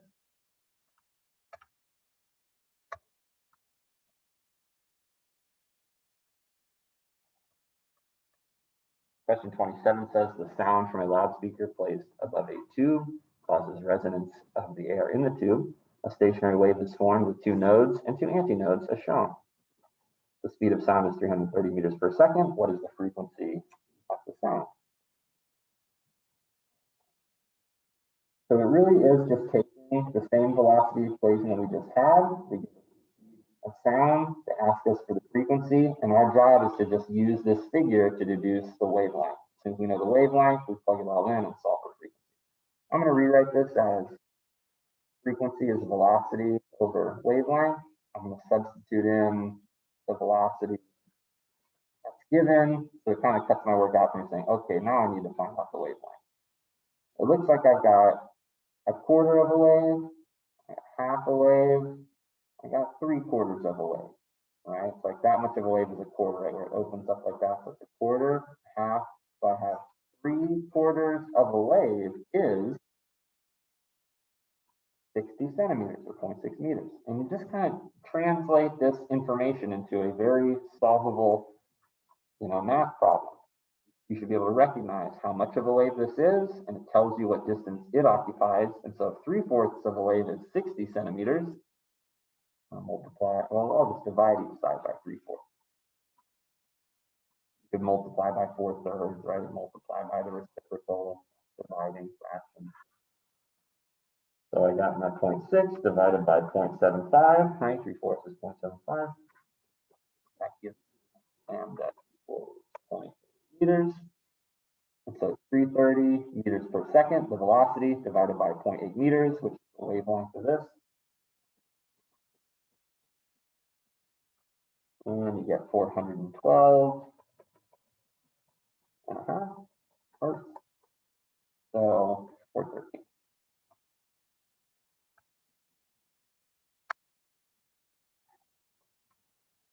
All right, so that was 3 cubed. Question 27. Question 28, like a fun one. It says light of wavelength lambda passes through diffraction grating with slit spacing d. A series of lines is observed on screen. We've seen this before with our lab work. What is the angle alpha between between the 2 first order lines?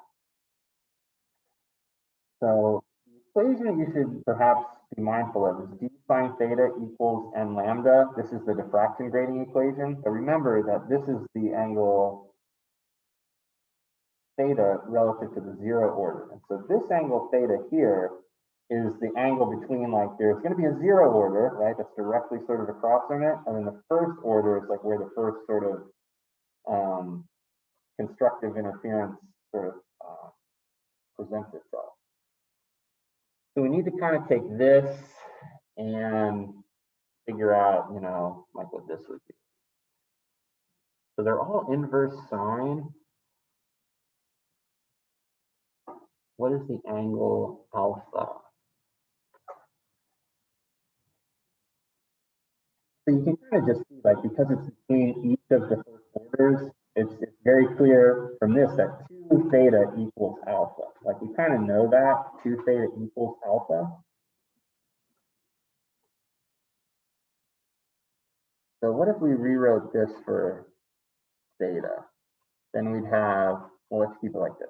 Sine theta equals n lambda over d. So then theta would be inverse sine of n lambda over d. But we need twice that, right? So if we just sort of, we got to double this whole thing. 2 times the inverse sine of, now the n is 1, right? Because it's first order. So n can just go away. So it's like lambda over d twice that. So the only difference here is like you put the 2 in front, it's like the 2d here. So it would be twice that. That's the slit spacing d, right? That's what d is, how much distance between the lines of the diffraction grating. So based on this working here, I feel pretty good about choice d here, right? Twice the inverse sine of lambda over d. And it's just recognizing that, like, this angle alpha is double the angle as it is sort of defined in the equation for diffraction grating. That's the diffraction grating equation you want to have memorized for any question where you read this, diffraction grating. You're likely going to need that equation.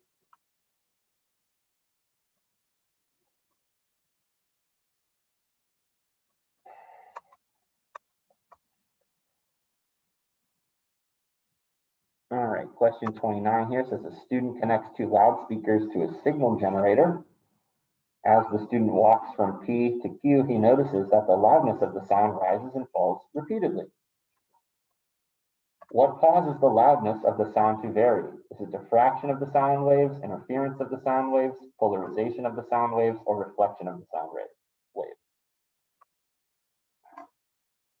Interference is defined as points of cancellation and reinforcement due to constructive and destructive interference. And so he's hearing loudness at points of reinforcement. He's hearing quiet at points of cancellation, and that really is interference, right? The waves that are sort of being emanated from these speakers are interfering with each other. And so where crest meets crest, you hear a double crest, you hear a loud spot, or crest meets trough, like here, you hear a quiet spot. So he's hearing just those, you know, bright and dark spots, like if it were light, loud and quiet spots with sound. Hear that? Move on to the next one.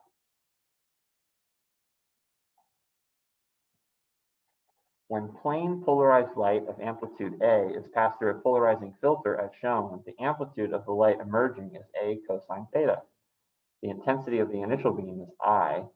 What is the intensity of the emerging light when when theta is 60 degrees?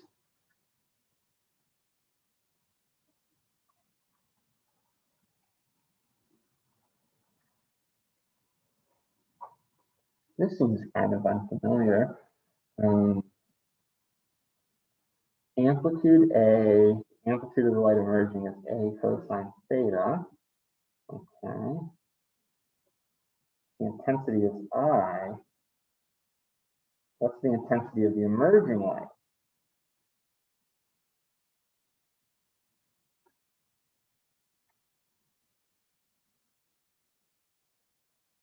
Intensity proportional to amplitude squared. I think we're going to need this idea. And if we say, what's the cosine of 60? A half. So it's basically like saying, because the cosine of 60 is a half, it's like it's half as strong. Like as the light goes through, the amplitude is half as much. Okay, so the amplitude drops by a factor of a half, which means if the amplitude is going down by a half, then the intensity is going as a half squared, or it would be a fourth the intensity. And so if the intensity is I, then the intensity of the emerging light here would be a quarter I, right? Because it's a fourth is powerful because we're halving, you know, because cosine 60, as it says, use the cosine. Cosine 60 is a half, but intensity, as we mentioned earlier, goes as the amplitude squared. So if we 1/2 squared the intensity, it's a fourth the intensity. So choice A is correct. Have to keep in mind what the actual physics is. Intensity is proportional to amplitude squared.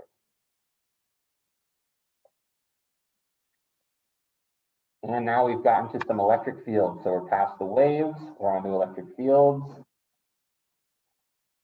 Couple of topics left. Moving right along here.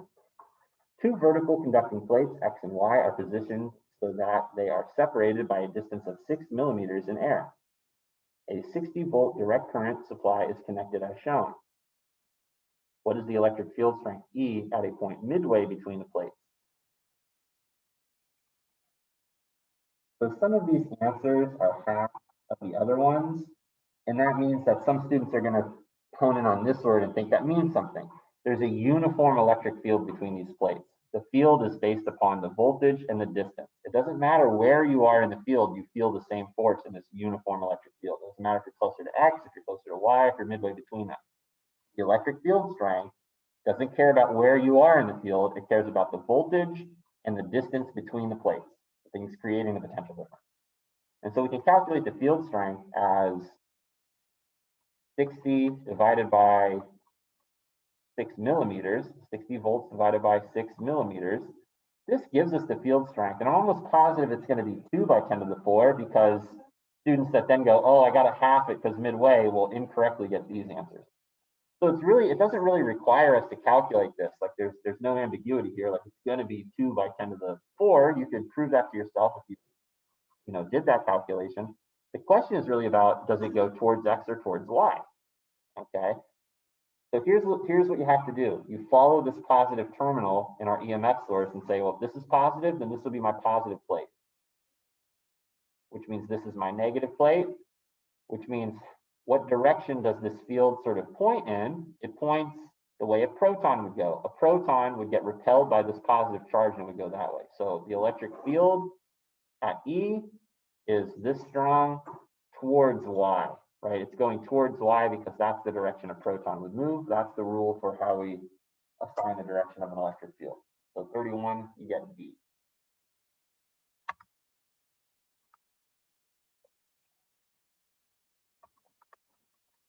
Question 32 reads, two parallel metal plates have a potential difference between them of 12 volts. The distance between the plates is 1 millimeter. What are the electric field strength between the plates and the work done on a charge of positive 3.9 microcoulombs to move the charge from the negative plate to the positive plate?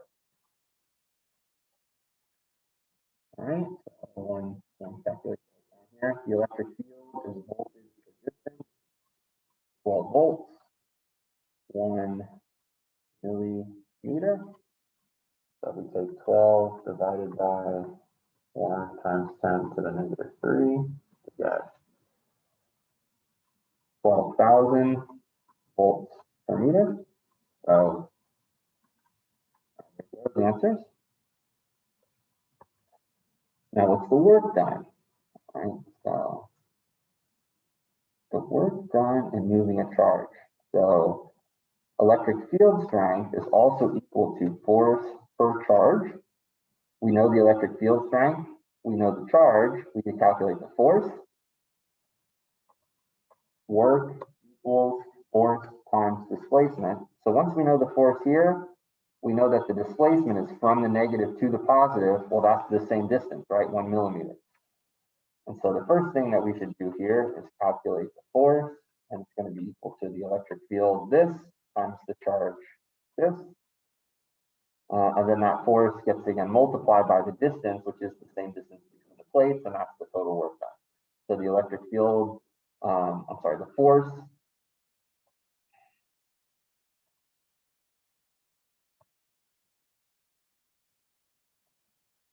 is equal to the electric field strength times Q. So the electric field strength is 12,000. And I'm going to use these equivalent units, newtons per coulomb. All right, see how they have that here? It's the same thing as a volt per meter. Times the charge, which is 3.9 micro, is 10 to the negative 6. So coulombs will cancel, I have newtons of force, plug it in over here. And then I still have my 1 millimeter of displacement for that. 12,000 times 3.9 by 10 raised to the negative 6 gives me a force of 0.0468. Everybody following along at home or on YouTube, times 1 by 10 to the negative 3. And according to my calculations, 4.7 by 10 to the negative 5.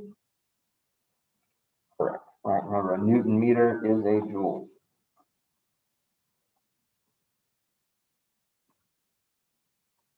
$32 is.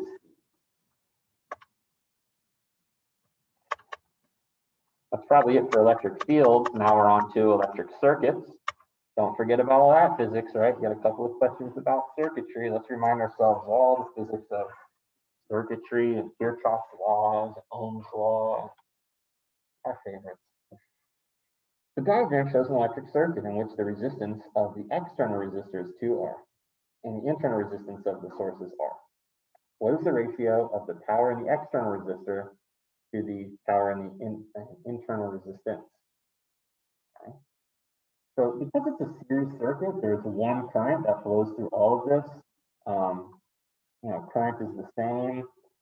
And so I think the best thing to do here would be the power in the external resistor is going to be 2R. So it's I squared 2R. Remember that power is I squared R, or V squared over R, or IV.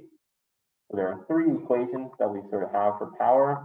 And depending on sort of the problem, one may be more friendlier than the others. And because it's a series circuit, I choose this equation to do my ratio because I know current is the same. So I want it to cancel out, right? The power in the internal resistor is going to be the same current that's going through it. So the I squared, but this time it's R over here. So these I squareds are going to cancel. These R's are going to cancel, and I get a ratio of 2. All right, 2 to 1. So this 2 up top from that just means we're going to have twice as much power in the external resistor as the internal. I think. Pretty sure that's good.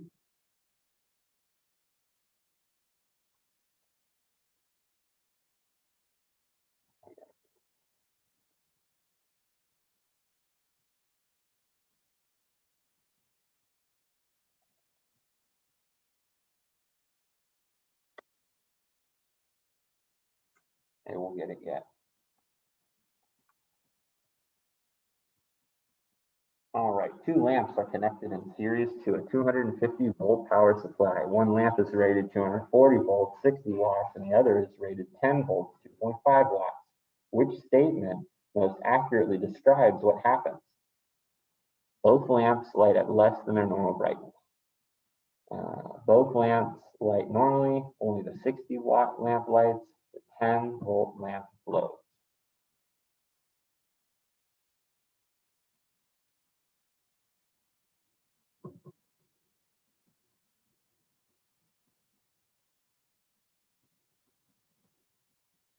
The series circuit, so you could say, well, the voltage, drops across each resistor. If I put 250 volts in, I drop 240 across this one, I drop the other 10 across the other one. Both lamps light normally might be a thought, or you might say, well, if I put 250 volts on something that's 10 volts, isn't that going to just sort of destroy it? What do you think? Okay, for question 34.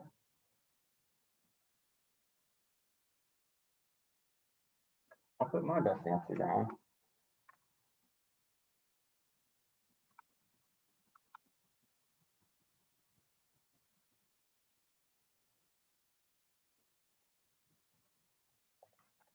The wire of a heating element has resistance R. The wire breaks and is replaced by a different wire. Data for the original wire and the replacement wire are shown in the table. What is the resistance of the replacement wire?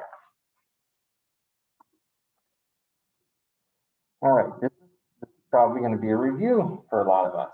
All right, resistance. All right, so the equation resistivity equals resistance times area over length. This is really kind of like, why do pieces of metal have resistance? So the resistance is the resistivity times the length divided by the area. Resistivity is like, what metal is it made out of? Because it's replaced by a different wire. Okay, so it's a new wire that has twice the resistivity, right? They're giving you the new resistivity, has twice the diameter, but we keep it the same length.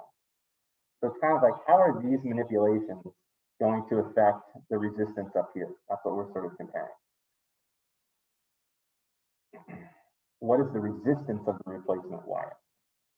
So if the first wire had resistance R and it just had resistivity rho, had length L, it had diameter D, okay, then we have to sort of think about, how does this sort of doubling the diameter, how does that change the area? All right, that's what we need to do. So we'll sort of compare that. We'll compare R2 to R1. R1 is just this rho L over A. Okay, so this is just this equation up here for the original one. The new resistor, okay, R2, the replacement wire, what's its resistance? Well, it's going to be equal to the ratio of these resistances is the ratio of these equations. We change the resistivity, so now it's twice the resistivity, so it's 2 times rho for this one. The length stays the same, right? L is L. But now what happens to the area? If you double the diameter, double the radius, an area goes for these wires as the radius squared, right? Because it's like a circular cross-section, a cylindrical wire with circular cross-section. So if we double the diameter, we double the radius, we double squared, or we quadruple the area. So down here, we need a 4 times the area. We quadrupled the area by doubling the diameter. That's really, I think, the tricky thing about all this. Then we can rewrite this as, remember, A over B over C over D is AD over BC. So we have 2 rho LA over 4 rho LA. The rhos, the L's, the A's cancel. We got 2/4, which is a half. R over 2. Right, in other words, the new replacement wire will have half the resistance. And it's really because even though it's twice the resistivity, the doubling of the diameter opens up the sort of hallway wider for the electrons to flow through, right? So the more area there is, the more freedom the electrons have to kind of move through the circuit, which is why increasing the diameter decreases the resistance. It shows up in the denominator here, right? So increasing this value decreases the resistance. And we can kind of think about that conceptually as, of course, if we're going to have like a wider sort of cylinder for the electrons to flow through, they're not going to resist the flow as much, right? There's just more space for them to sort of get through.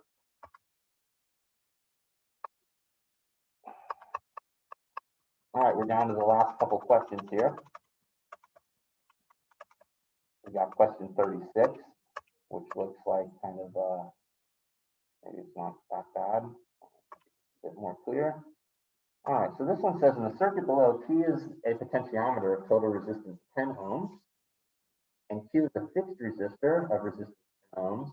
The battery has an electromotive force EMF of 4 volts and negligible internal resistance. The voltmeter has a very high resistance. The slider on the potentiometer is moved from X to Y, and a graph of the voltmeter reading plotted against slider position. The graph would be the same. So at X, we have all of the variable resistors, sort of all the charge moving through it. If we move the slider position down here to Y, then the circuit would just kind of go like this.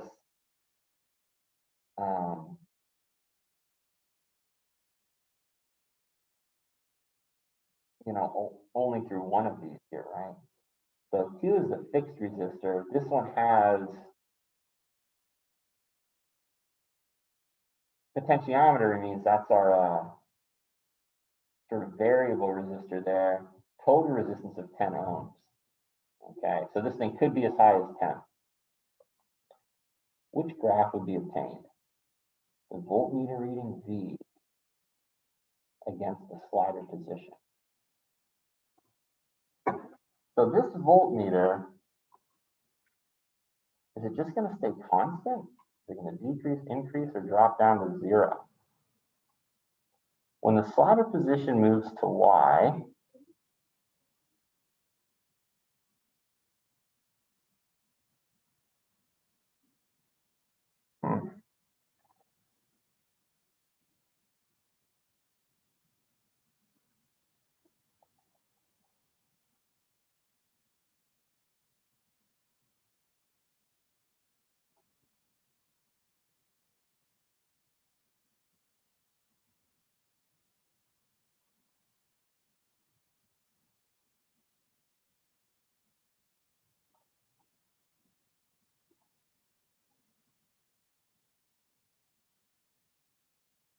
at position X, sliding it down to Y.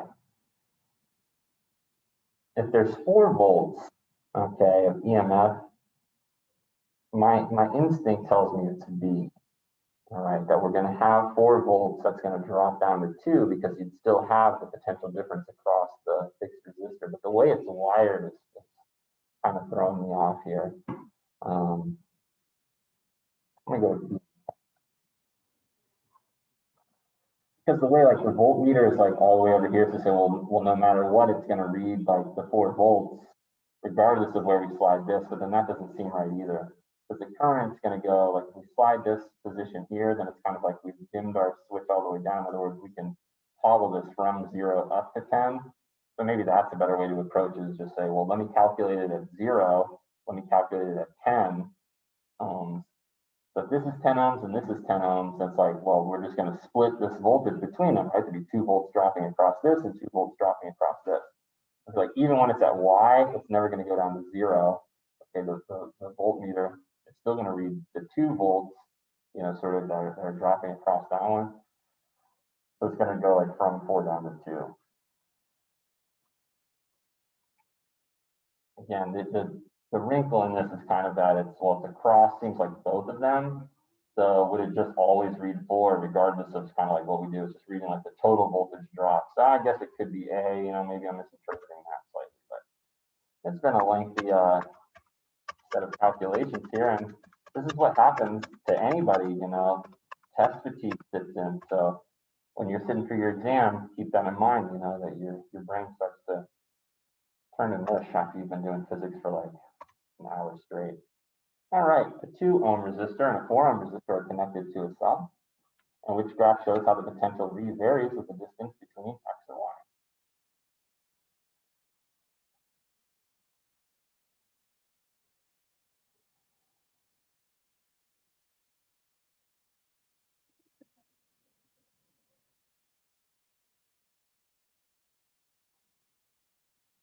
All right, let's use Ohm's law to sort of anchor our thoughts to this.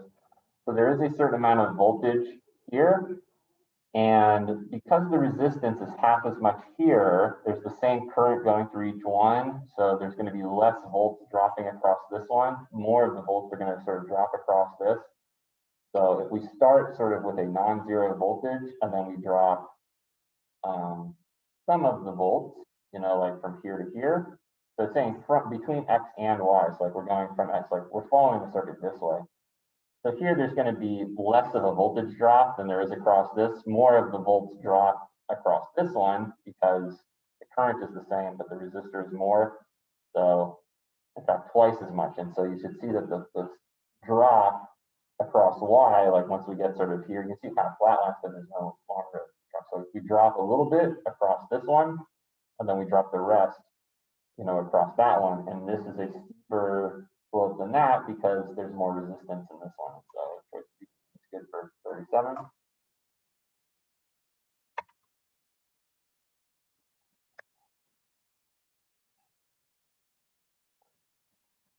another circuit question, and it reads, 4 resistors of resistance R, 2R, 3R, and 4R are connected to form a network.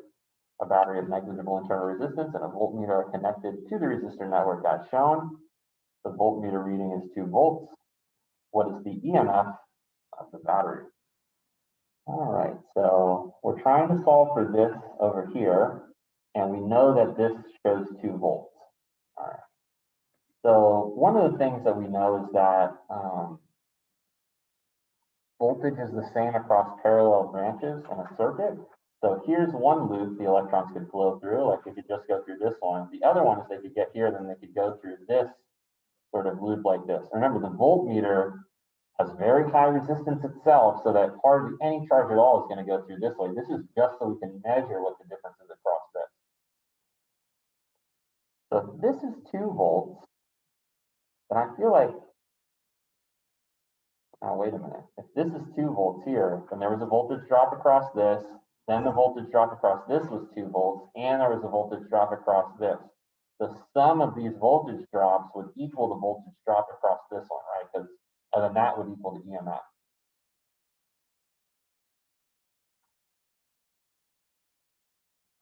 So if the voltage drop here is 2V, and let's just consider a current I that's going through this second loop right here. I'll call it I2. All right, so I2 is going through 3R, it's going through 2R, and it's going through R. And it gives a voltage drop of 2 volts sort of across this one. And that's like V equals IR. And so what's the voltage drop across this one going to be? Well, just kind of like we saw in the previous question, because this one had, twice the resistance, then twice as many volts are going to drop, given that the current is the same. So if the voltage drop here is 2 volts, then the voltage drop across this one is just going to be 1 volt. Okay, because it's only 1 R. So now the current drops 2 volts. Well, what do you think is going to happen to 3R? It's just going to be 3 times the amount of voltage. So 3 volts drop across this one, 2 volts drop in here, 1 volt here. That's 3, 4, 5, 6 volts, which means this must also have 6 volts of potential difference.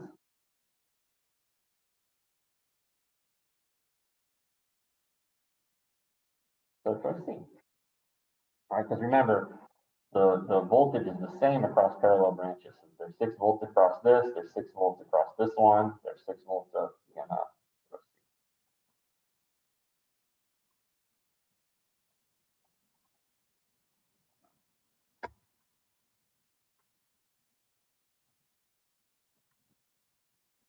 There's the end in sight.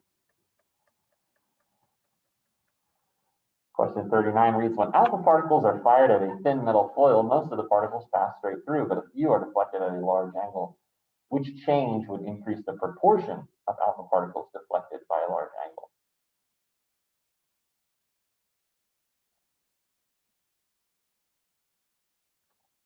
So the proportion of them, so like it could be true that just more total would be deflected by like higher activity. You'd get more alpha particles, and so you're just going to get higher count rates if you're using this. But what's actually going to make like a greater proportion of the alpha particles deflected at a large angle? Remember, why did any of the alpha particles get deflected at a large angle when Rutherford sort of did this experiment? It was because the alpha particles, which themselves are positively charged, were nearly crashing head-on with a nucleus which contains positive charge. And so it is the very strong electrostatic repulsion between, the Coulomb force, the electric force between the positively charged alpha particles and the positively charged nucleus. And he was really trying to observe this nuclear model that if a few of them got deflected, it would indicate how small of a target this nucleus was. The fact that most of them go straight through is just saying, well, the atom is mostly empty space. They hardly ever interact with the nucleus at all because it's such a tiny cross section, such a tiny target.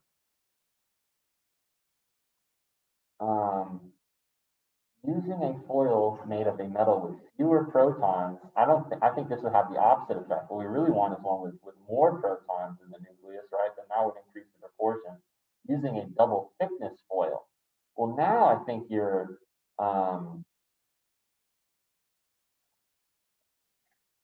you're going to have greater chance for the sort of the particles to run into the nucleus if you just sort of, you know, double the thickness there.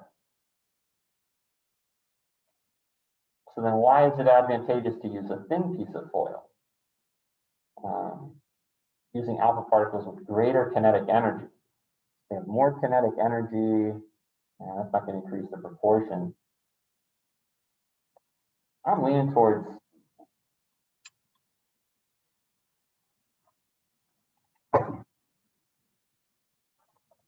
more protons, greater chance to sort of crash into one, increase the proportion by using a thicker foil. I suppose you might lose any result if the foil were too thick, then you just sort of have an equal chance of it sort of being deflected because there's just so many atoms are bound to sort of crash into one head-on, and then you have a lot more counts. You wouldn't really reveal the nuclear model of the atom if it were too thick, but you would increase the sort of proportion. So by having the thinnest piece of foil, you're really sort of getting to the nature of the atom more precisely by really seeing well just how few really will get deflected.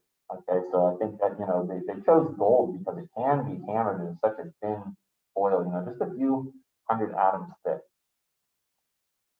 So you're really looking for that tiny proportion to reveal sort of the nuclear model of the atom. So you increase the proportion with thicker foil, but you might lose the results that you're looking for, which is how small of a you know sort of proportion really is it. So they were able to calculate just how tiny the nucleus is by seeing there's only 1 in 20,000 sort of alpha particles was deflected. Plutonium-239 decays by emitting alpha radiation, which nuclide is formed from one of these decay reactions. The product nuclides are represented by X. All right, so this one is, I think, pretty straightforward. It's saying that we've got this nuclide, 239 times 4, plutonium, and then it ejects an alpha particle, which is this, helium nucleus. Then this number is going to go down by 4, so it becomes 235, and this number is going to go down by 2 because the nucleon number is conserved. All right, so if we have 2 protons in our helium nucleus, then our plutonium transmutes to uranium 235. And so that's this one.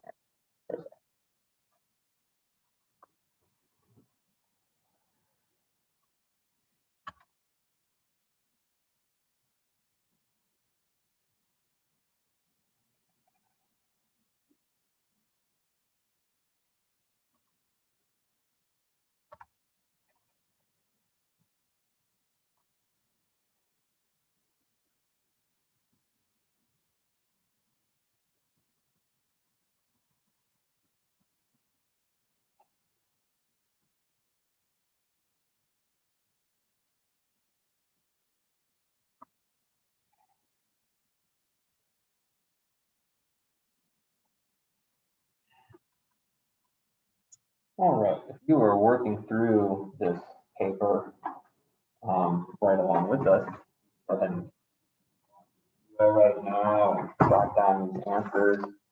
I'm going to take a moment to record them myself. So as I go back over to the question paper, I can just have a nice moment.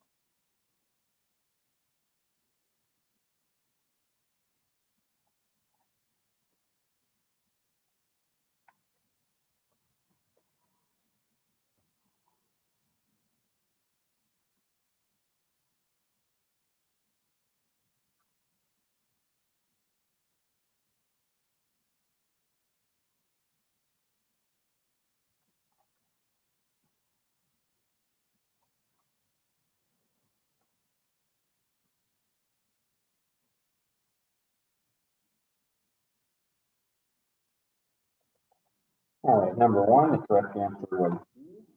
That's what we got. Number two, the correct answer was C, and that's also what we got. So far, so good. Question number three, the answer was B, and that's what we got. And number four, also B, agreeing with our calculation, 100 hertz. So far, so good. Question five, I think we got C, and that is the correct answer. Question six was C, same displacement. That's the one that we said, very straightforward, you know, somewhere just like that. Question seven, the correct answer was C, jumper at rest at R, zero acceleration at Q. That agrees with what we got. So we're doing good so far. Question eight, remember we said, oh, don't just jump to D, you know, let's actually crunch it with some numbers. And when you do, we got C, which is the correct answer. So good. Question nine, I sort of went on a tangent about Einstein's principle of equivalence and gravitational mass and inertial mass, and it all led to choice D, which is the correct answer. If you're interested a little bit with some more advanced physics. Now, 10 was the one that's like, I'm not so sure about this. But indeed, I said, you know, I think it's B because the word gravitational, your gravitational force doesn't change just because you're accelerating. You might feel, you know, some G forces, but your weight, you know, your gravitational force is unchanged. So B is correct for number 10. Remember, I said, oh, maybe A, but, you know, it's not really a gravitational force. So you choose the best answer. And you did. You got it right.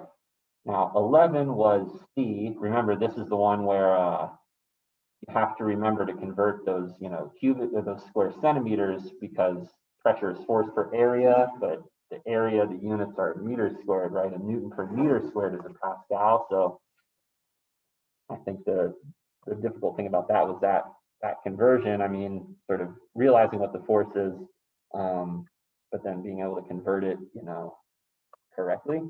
Now, 12 was the one where I was like, I was leaning towards A, but then I changed my answer to D.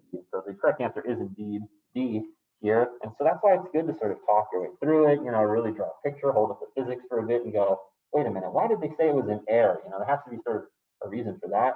And so it's not just the weight, but it is that sideways force from the air that's also acting on it, even at its highest point. So 12 is D. So far, so good. Question 13. The correct answer was A, and that's what we said. Question 14 is D, and that's what we got, even though I said, something seems sort of funny about this one, but no, it's straightforward as we made it. And maybe there's a better sort of path to the solution, I think. So I was willing to more elegant paths to these solutions.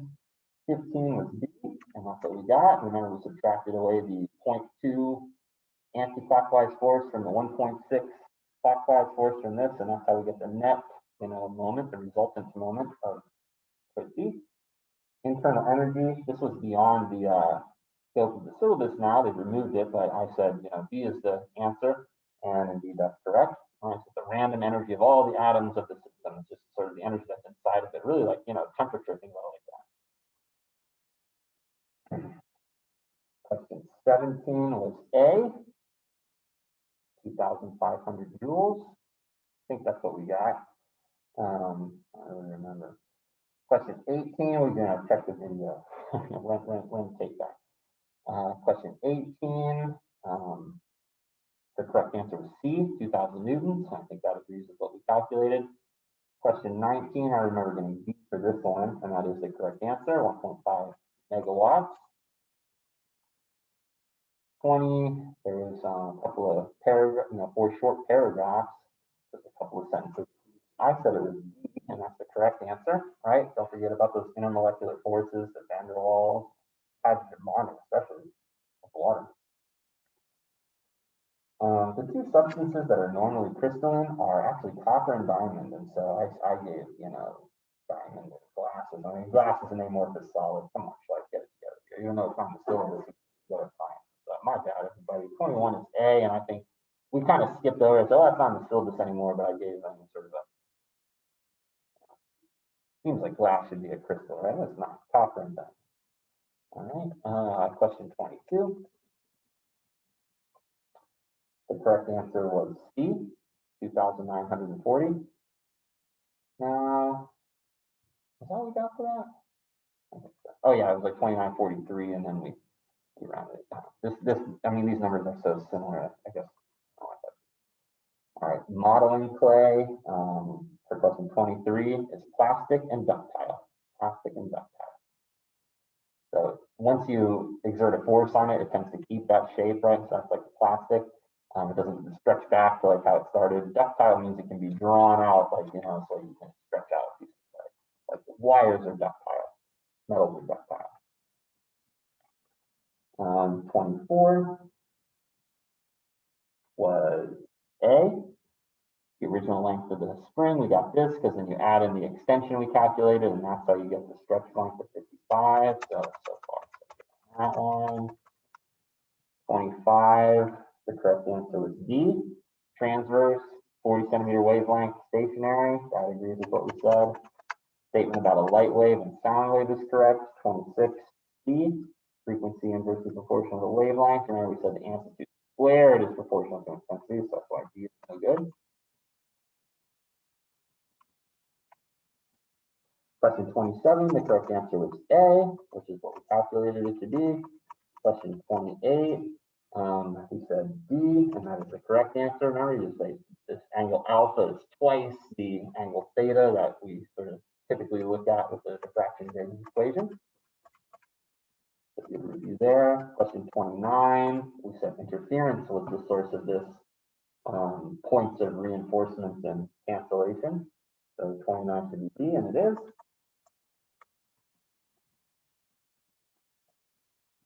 '30 is A. Remember, we said that because intensity is proportional to amplitude squared, and we plug in degrees into that equation, then we realize that the amplitude that emerges is half. And so you use the proportion intensity is proportional to amplitude squared. 1/2 squared is a fourth, so the intensity is a fourth. And so choice A is correct there. Question 31, the correct answer was D.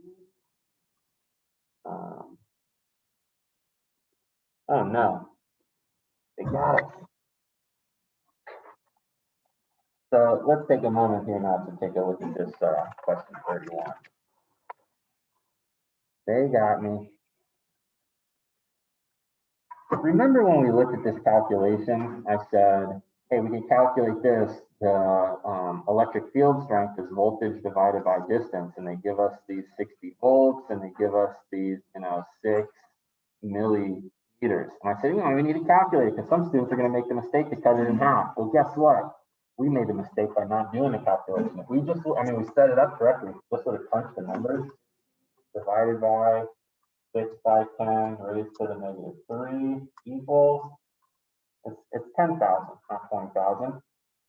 We have the direction correct, right? So it's still going to move towards Y. So 31, the correct answer is D. And that just goes to show you, use your calculator. You know how to do all the physics, and you're just going to kind of do some mental math. And really, I didn't even do any mental. If I would have just looked at it and said, oh yeah, 6 divided by 6 is 1, not 2. So my bad, everybody. I'm embarrassed. Boy, is my face red. Charging through no calculations. 32 is C. We got that one right. With a little bit of redemption. This one down. I got it recorded here. I'll never post this to YouTube. You will never get the benefit of this review. No one will. Just kidding. It's good to be wrong sometimes. Then you sort of learn from your mistakes. All right, 33, we got C twice the power, and that's what we said it would be. 34 was the one that's like, what do you think it's going to be? Because I really wasn't sure about it. And so now it's both lamps light normally. And I think we kind of talked our way through it. So, like you just hone in on the fact that this number is so much less than this, but series circuit, right? And so in a series circuit, right, there's voltage drops across each component. And so if you got 250 total volts and 240 of them drop across one lamp, the other 10 will drop across the other one, both lamps light normally. So choice B is actually correct for number 34. And we said that might, I think we lean towards that as probably the best answer. All right, 35. I think we said B for this one, and that's correct. R over 2. We go back and look at the video and see the calculation on that. Question 36. It's actually A. So remember, this is the one I said, oh, you know, I don't know, wait, it's wired here. And so I was kind of like looking at B like, oh, well, it's going to drop across this, you know, still have 2 volts there. But if you kind of see like how it's wired, like there's no way around it. We're always measuring the 4 volts, you know, that are dropping. So A is correct here for number 36. Okay, it's just a constant 4 volts. You know, it's wired sort of across, you know, both of them. We can change the slider position here, but we still get the same voltage drop. So that's another one. That's incorrect there. So I think I got 100. I did this the other day in second block. I got 100 now. I nailed it. I think I've missed 2 so far. So let's see. Let's see how it goes now. All right, we got D for this one. That's good, right? We said D for 37, 38. The correct answer is C, and that's what we got. 39 was C, and that's what we got. And 40 was A, and that's also what we got. So 38 out of 40, not too bad. 95% of the questions answered correctly. But it's good to give yourself the feedback like you just did. You know, take a look at the mark scheme and go through it. This has been a worked example, paper 1 with Dr. Schleifer. We'll see you next time.